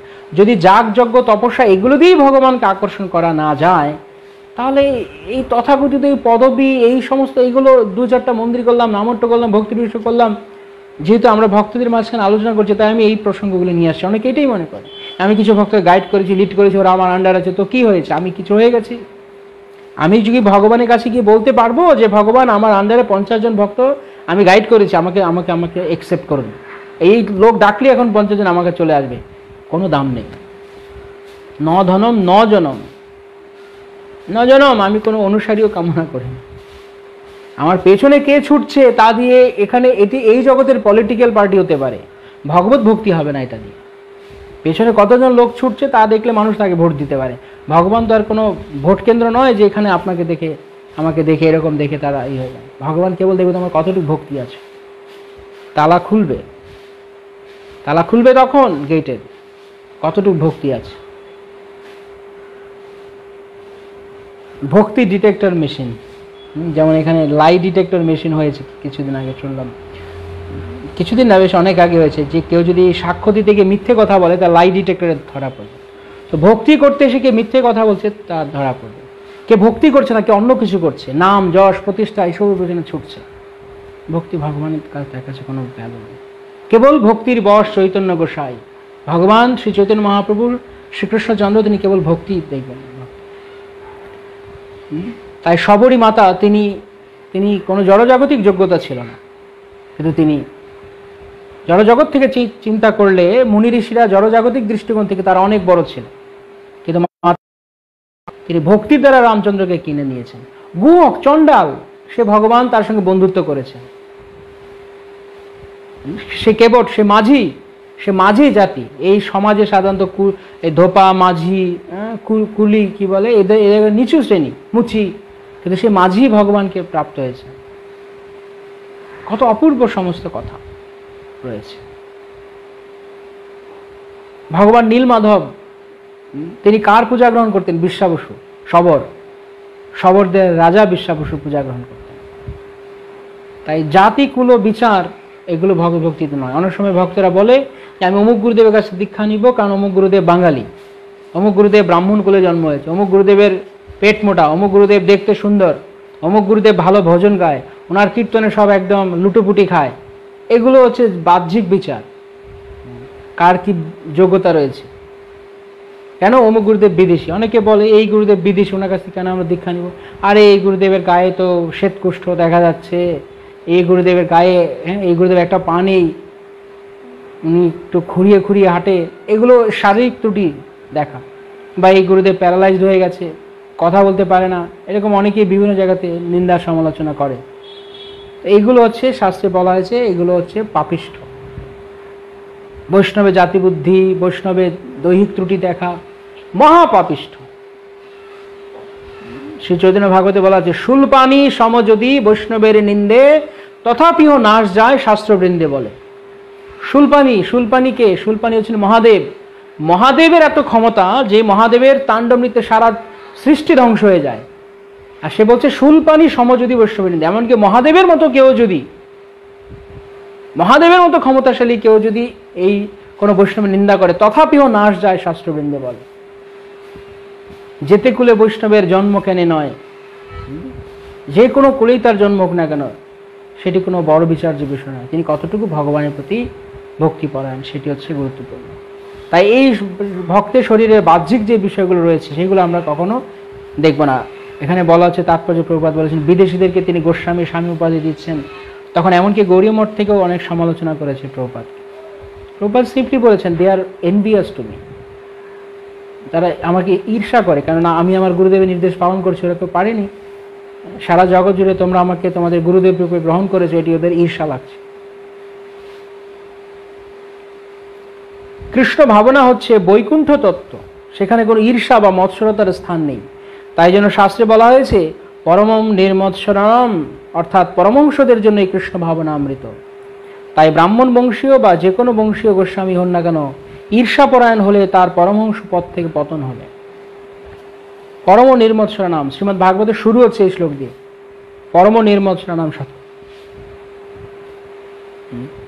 এই রূপ গোস্বামীরা তারা নির্মৎসর, কৃষ্ণ কীর্তন গান নর্তন পর, তারা সর্বদা কৃষ্ণ নাম গুণ কীর্তনে নিযুক্ত থাকতেন।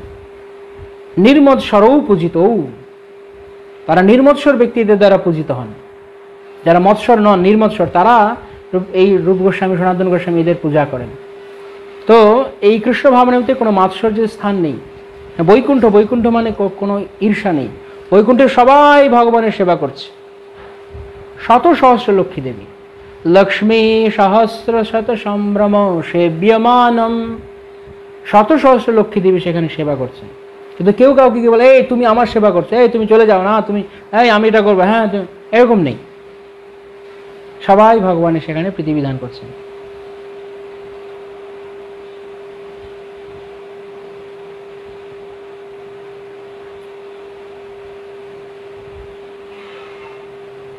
আমি জানি না আপনারা অনেকে কোয়েশ্চেন করছেন কিনা। ওকে, এরকম নয়, এখানে ভক্তদের মাঝখানে প্রীতির ভাব থাকবে, সম্প্রীতি থাকবে। ভগবানকে আমি একদিন এই কথা বলছিলাম আলোচনায় আমরা, না, যে ভগবানকে ভালোবাসার প্রতিযোগিতা থাকবে, চিন্ময় প্রতিযোগিতা, যা গোলক বৃন্দাবনেও আছে। কে কত ভগবানকে ভালোবাসতে পারে, কিন্তু সেখানে কেউ কাউকে ডাউন করে না, না তুই সরে যা আমি করব, এরকম না, তুমিও করো আমিও করব, দুজন মিলেমিশে করব। আমি ভগবানকে এত ভালোবাসবো, আমি তার প্রিয় হতে চাই। কে কত সুন্দর করে ভগবানকে প্রীত করতে পারে, সেই চিন্তা কেবল সেখানে। তার সর্বশ্রেষ্ঠ প্রমাণ শ্রীমতী রাধারানী। তিনি ভগবানের সেবা করার জন্য বলছি, তুমি জগতের কোন নারীকে চাও, আমি তাকে তোমার কাছে এনে দেব। তবু তুমি আমার প্রতি, তবু তুমি সন্তুষ্ট হও হে প্রাণনাথ, তবু তুমি হাসি হও, তবু তুমি আনন্দিত হও, তবু আমি তোমার সেবা করব। পরম নির্মৎসরণম, কোনো রকম ঈর্ষা নেই। যদি ভগবান কৃষ্ণ অন্য কোনো রমণীকেও চান, তবু শ্রীমতী রাধারানীর কোনো ঈর্ষা নেই, পরম নির্মৎসরণম। তো এই কৃষ্ণ ভাবনামৃত হচ্ছে সেই সমস্ত ব্যক্তিদের জন্য। এখানে এসে যদি আমরা এগুলো দেখি, তাহলে মহাবৈষ্ণব অপরাধ হবে। অমুক বৈষ্ণবের এরকম বাহ্যিক ত্রুটি বিচ্যুতি রয়েছে, এবং তাদের ভক্তি কোনোদিনও কোনো কাজে লাগবে। কারণ একবার বৈষ্ণব অপরাধ করেছে মানে শেষ, একদম শেষ। দুর্বাসা মুনির মতো অবস্থা, অত বড় মহান ঋষি, তাকেই ছুটতে হয়েছে, আর আমরা কি করছি? এগুলো হচ্ছে হাতিমাতা অপরাধ, মত্ত হাতি অপরাধ। ওকে, তো লাস্ট শ্লোকে বলা হচ্ছে যে ভগবানের পবিত্র নাম এগুলো অত্যন্ত সুমধুর, কিন্তু যেহেতু আমরা জন্ডিস আক্রান্ত, আমরা জন্ডিস রোগে আছি, জন্ডিস হলে মিষ্টি জিনিস তেতো লাগে, তো খাচ্ছি, হরিনাম করছি, কিন্তু তেতো লাগছে। যদিও বলা আছে যে কি, প্রতিপদম পূর্ণামৃত আস্বাদনম, মহাপ্রভু বলছেন হৃদয় যত নিষ্কলুষ হবে, চেত দর্পণম মার্জনম ভব মহাদাবাগ্নি নির্বাপনম, মেজে মেজে মেজে মেজে যত পরিষ্কার করব, ততই প্রতিপদম পূর্ণামৃত আস্বাদনম, ততই আমরা আনন্দ লাভ করি, ততই আমরা সেখান থেকে অমৃত আস্বাদন করতে পারবো। কিন্তু আমাদের অনেক সময় হরিনাম করতে গেলে প্রতিপদম করলামৃত আস্বাদনম, নিমপাত আস্বাদনম, নিম্বপত্র আস্বাদনম, হরিনাম করছি, আরে আর কতক্ষণ, বাপরে একদম চাপা মুখ সব ব্যথা হয়ে গেল, আর কতক্ষণ জপ করবো, বা ঘেমে যাচ্ছে জপ করতে করতে, 16 মালা কখন শেষ হবে, বারবার শুধু মালার দিকে তাকাচ্ছে, সাক্ষী মালা, ও বাবারে আরো 6 মালা বাকি, ক্রিয়াটা প্রতিজ্ঞা করে বসলাম, আগ্রহ করে দীক্ষা, তারপর সে আগ্রহ গলগ্রহ হয়ে গেছে। সেই জন্য এগুলো খুব সিরিয়াসলি আমাদেরকে গ্রহণ করতে হবে। কখন জপ হবে, কখন, হরিনামের প্রতি রুচি নেই, রুচি অন্য জায়গায়। যেই কৃষ্ণ নাম করতে করতে, এখন তো মানে কৃষ্ণ নামের সাথে আরো দুহাতে অনেক কিছু চলে, এখন আপনারা বুঝতে পারছেন আমি কি বলছি, দুহাতেই চলে এখন। তো বলা হচ্ছে যারা জন্ডিস রোগে আক্রান্ত তারা এই মধুর ভগবত তত্ত্বের স্বাদ আস্বাদন করতে পারে না। শুধু ভগবান নয়, ভগবানের নাম নয়, ভগবত তত্ত্ব, এই যে ভগবান, ভগবানের কথা, ভগবত তত্ত্ব সম্পর্কিত যা কিছু, তারা এর স্বাদ আস্বাদন করতে পারে না। তারা এটি বুঝতে পারে না যে কত চমৎকার বস্তু। কিন্তু যাদের হৃদয়, যার হৃদয় যত নির্মল, সে তত বেশি অ্যাপ্রিসিয়েট করতে পারে ভগবত ভক্তিকে, ভগবত সম্পর্কিত বিষয়কে। তাই জন্য আমাদেরকে নিরন্তর এই কৃষ্ণ ভাবনামৃতের মধ্যে যুক্ত থাকতে হবে।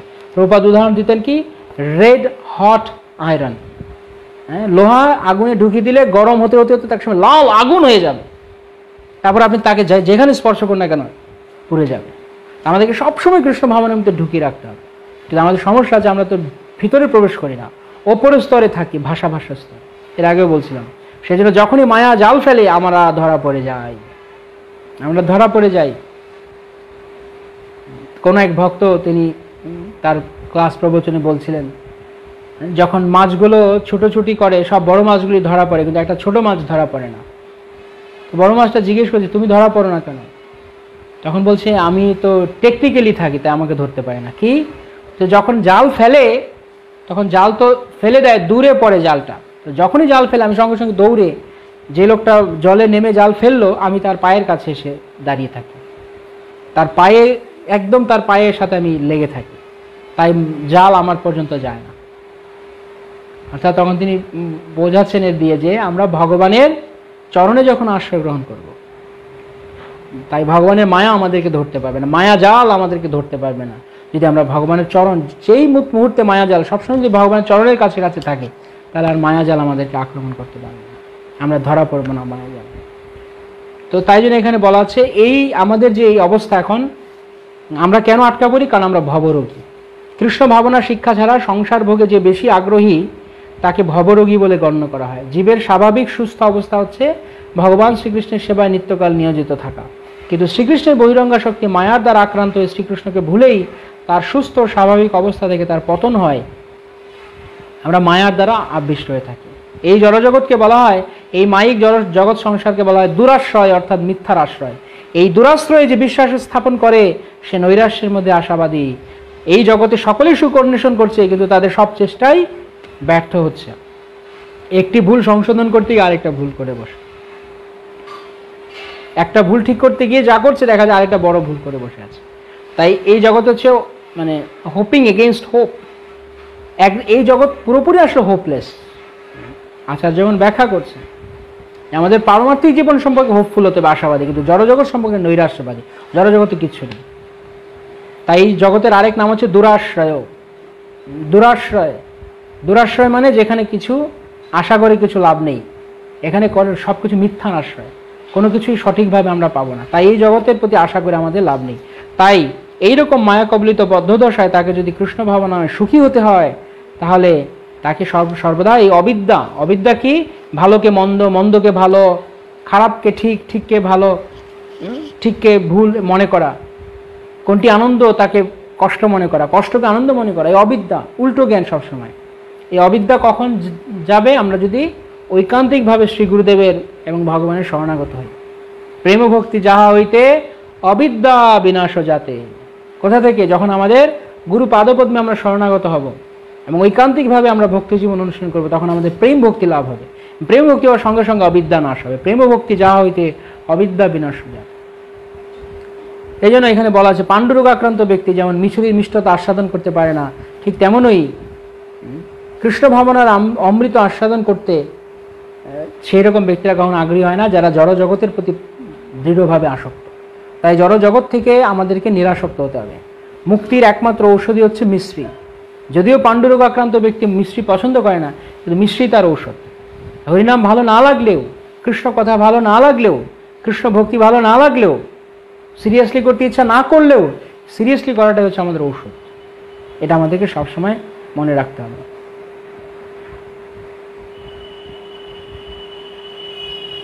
তারপরে নামাপরাধ, নামাভাস এবং শুদ্ধ নামের কথা বলা হচ্ছে।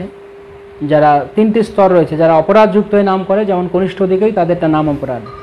যারা আরো উন্নতভাবে করে, প্রায় অপরাধ মুক্ত হয়ে, দু একটা অপরাধ হয়তো থাকে, নামাভাস। আর একদম শুদ্ধ নাম যারা গ্রহণ করে, তারা হচ্ছেন শুদ্ধ বৈষ্ণব। তারা তৎক্ষণাৎ ভগবানের প্রেম লাভ করতে পারেন। এক কৃষ্ণ নামে যত পাপ করে হরে, পাপীর কি সাধ্য আছে তত পাপ, এটা কোন কৃষ্ণ নাম? অপরাধ শূন্য কৃষ্ণ নাম, অপরাধ শূন্য হতে হবে। এভাবে ক্রমে ক্রমে বর্ণনা করা হচ্ছে, সরি, এভাবে ক্রমে ক্রমে ক্রমে ক্রমে ভক্ত যখন হরিনামের আশ্রয় নিয়ে থাকে তখন এই হরিনাম, এখন যে প্রক্রিয়া চলছে ভজন ক্রিয়া, হতে হতে অনর্থ নিবৃত্তি। যখন অনর্থ নিবৃত্তি হলেই কৃষ্ণ ভজনে নিষ্ঠা হবে, নিষ্ঠিতা ভক্তি, আমরা আগের দিন আলোচনা করি, নিষ্ঠা হবে বাস্তবিক সকল কর্মের প্রতি। তখন সে কৃষ্ণ কর্মের প্রতি সে আসক্ত হয়ে পড়ে এবং কৃষ্ণ ভজন করতে করতে ভাবে আবিষ্ট হয়, এবং এই ভাব উদয়ী কৃষ্ণ প্রেমের প্রাথমিক অবস্থা। হরি হরি বল। তখন এই ভাবের স্তর থেকে সে প্রেমের স্তরে যায়। মায়া মানে কৃষ্ণ বিস্মৃতি, আর কৃষ্ণ ভাবনা ও কৃষ্ণ বিস্মৃতি হলো আলো আধারের মতো পাশাপাশি থাকে। কেউ যদি আধারে থাকে সে আলোক উপভোগ করতে পারে না, কিন্তু যে আলোকে থাকে অন্ধকার তাকে বিচলিত করতে পারে না। তাই জন্য যে ভগবান শ্রীকৃষ্ণের স্পর্শে থাকবে সে কখনো মায়ার দ্বারা প্রভাবিত হবে না। কৃষ্ণ সূর্য সম, মায়া হয় অন্ধকার, যাহা কৃষ্ণ তাহা নাই মায়ার অধিকার।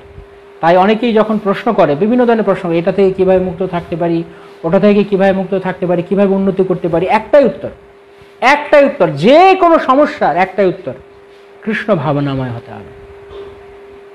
তাই অনেক প্রশ্নের উত্তর খোঁজার চেষ্টা করে লাভ নেই, কৃষ্ণ ভাবনাময় হলে সব। তো আমরা এভাবে এই তিনটি শ্লোক আমরা আলোচনা করলাম। আজকে আমি কোনো প্রশ্ন গ্রহণ করছি না। এক সেকেন্ড, আমি একটু দেখে নিচ্ছি, এক সেকেন্ড।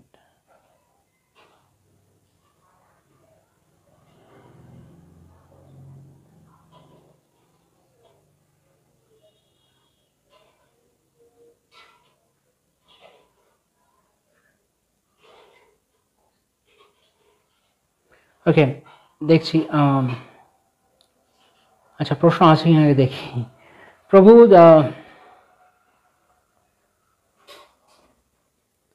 কমলাঙ্গ চৈতন্য প্রভু, হরে কৃষ্ণ প্রভু, পড়ি কিন্তু বুঝি না, মাস্টার ছাড়া কোনো কিছু শিক্ষা যায় না। আপনার মতো শুদ্ধ বৈষ্ণব, আমি শুদ্ধ বৈষ্ণব নই প্রভু, ক্ষমা প্রার্থনা করছি আপনাকে আপনার কথার অপোজ করার জন্য, কারণ আমি শুদ্ধ নই, কিন্তু আমরা চেষ্টা করছি গুরু কৃষ্ণের কথাগুলোকে শুধু উপস্থাপন করার জন্য। তা আপনি বুঝতে পারছেন, উপলব্ধি করতে পারছেন, এই উপলব্ধি বোধটা হচ্ছে সবচেয়ে গুরুত্বপূর্ণ, যে আমি যে যা করছি সেটা যে ঠিক নেই, আমার যে চিন্তা করতে হবে, থিঙ্ক টুয়াইস, আরেকবার চিন্তা করতে, আমি কি ঠিকভাবে চলছি, আমি কি ঠিক পথে যাচ্ছি, এই যে বোঝা, এই যে উপলব্ধি, এটি খুব গুরুত্বপূর্ণ। এটি যখন আপনার মধ্যে চলে আসছে তখন তার মানে বোঝা যাচ্ছে যে আপনি উন্নতি করতে, বা যেইটি ভাবছে সেই উন্নতি করতে আগ্রহী। কারণ প্রথমত যে উন্নতি করতে চায় সে প্রথমে বুঝতে হবে তো না যে আমার উন্নতি হচ্ছে না, তারপরে না সে উন্নতি করতে চাইবে। যে সন্তুষ্ট হয়ে বসে আছে আমার উন্নতি হচ্ছে, কোনো অসুবিধা নেই, সে কিভাবে উন্নতি করবে? তার দ্বারা উন্নতি হবে না।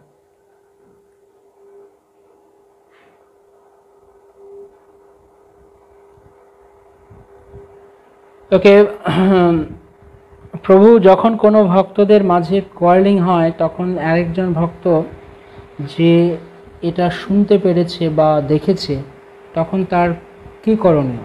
যেহেতু ওনার বিচারে দুজনই শুদ্ধ ভক্ত, শাস্ত্রে বলা হয়েছে যে তখন কারোর পক্ষ নেওয়া উচিত না, তাকে সেই স্থান পরিত্যাগ করা উচিত। এটা তাদের ব্যাপার, উন্নত সিনিয়র ভক্তদের মাঝখানে, সেখানে গিয়ে তার কোনো মন্তব্য করা উচিত নয়। দুজন ভক্তের মধ্যে যদি কোনো বাকবিতণ্ডা হয়, সেটি জুনিয়র কোনো ভক্ত গিয়ে সেখানে, বা অন্য কোনো ভক্তের কিছু, যদি তার সঙ্গে সম্পর্কিত না হয় তাহলে প্রশ্নই আসে না। তারা কি নিয়ে করছে এটা তাদের ব্যাপার, আমি কেন অযথা তার মধ্যে যুক্ত হব? আমরা নিজের চিন্তা করতে করতেই সময় পাচ্ছি না, কখন আমরা অন্যের দেখবো। আমাদের কত উন্নতি করার জায়গা রয়েছে। স্বর্ণাগুপ্তা মাতাজি, শ্রীপাদ রামানুজাচার্যের গুরুদেব ছিলেন নিচু কুলের, কিন্তু তিনি মহাভাগবত ছিলেন আর অতিবরদ রাজের মহান ভক্ত ছিলেন। হ্যাঁ, থ্যাংক ইউ।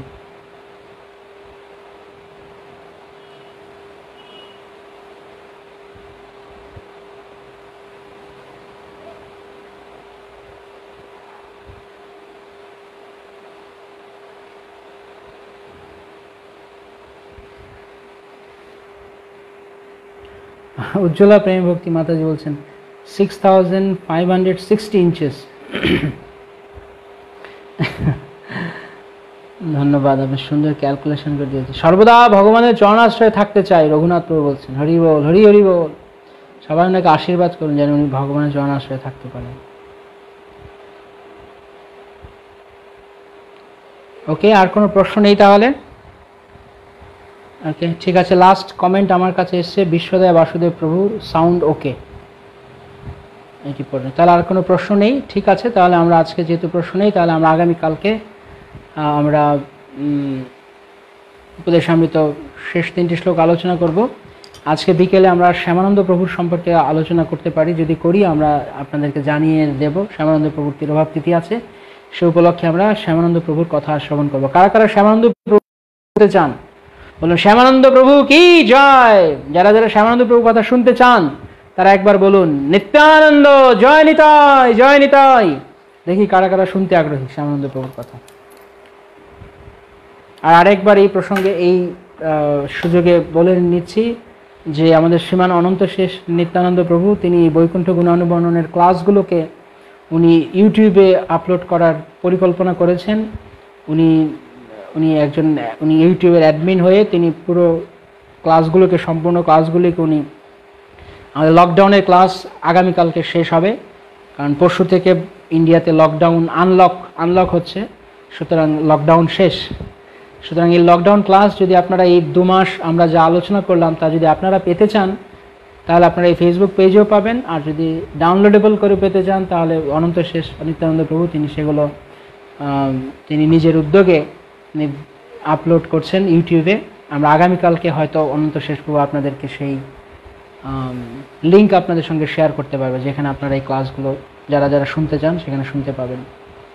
ওকে, অনেকেই শুনতে আগ্রহী শ্যামানন্দ প্রভুর কথা। হরি বল, হরি হরি বল, হরি বল, হরি বল। জয় নিতাই, জয় নিতাই, জয় নিতাই, জয় নিতাই, জয় নিতাই, নিতাই নিতাই নিত্যানন্দ প্রভু কি জয়, জয় নিতাই শ্যামানন্দ প্রভু কি জয়, নিত্যানন্দ প্রভু কি। এই 3 আচার্য গৌর দেশে, এই 3 জন আচার্য তারা কৃষ্ণ ভক্তির ধারাকে সর্বদিকে প্রবাহিত করেছিলেন।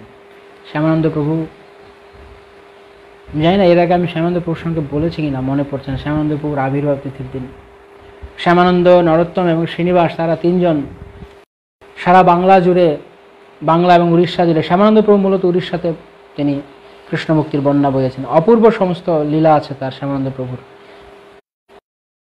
শ্যামানন্দ প্রভুর যে আবির্ভাব স্থান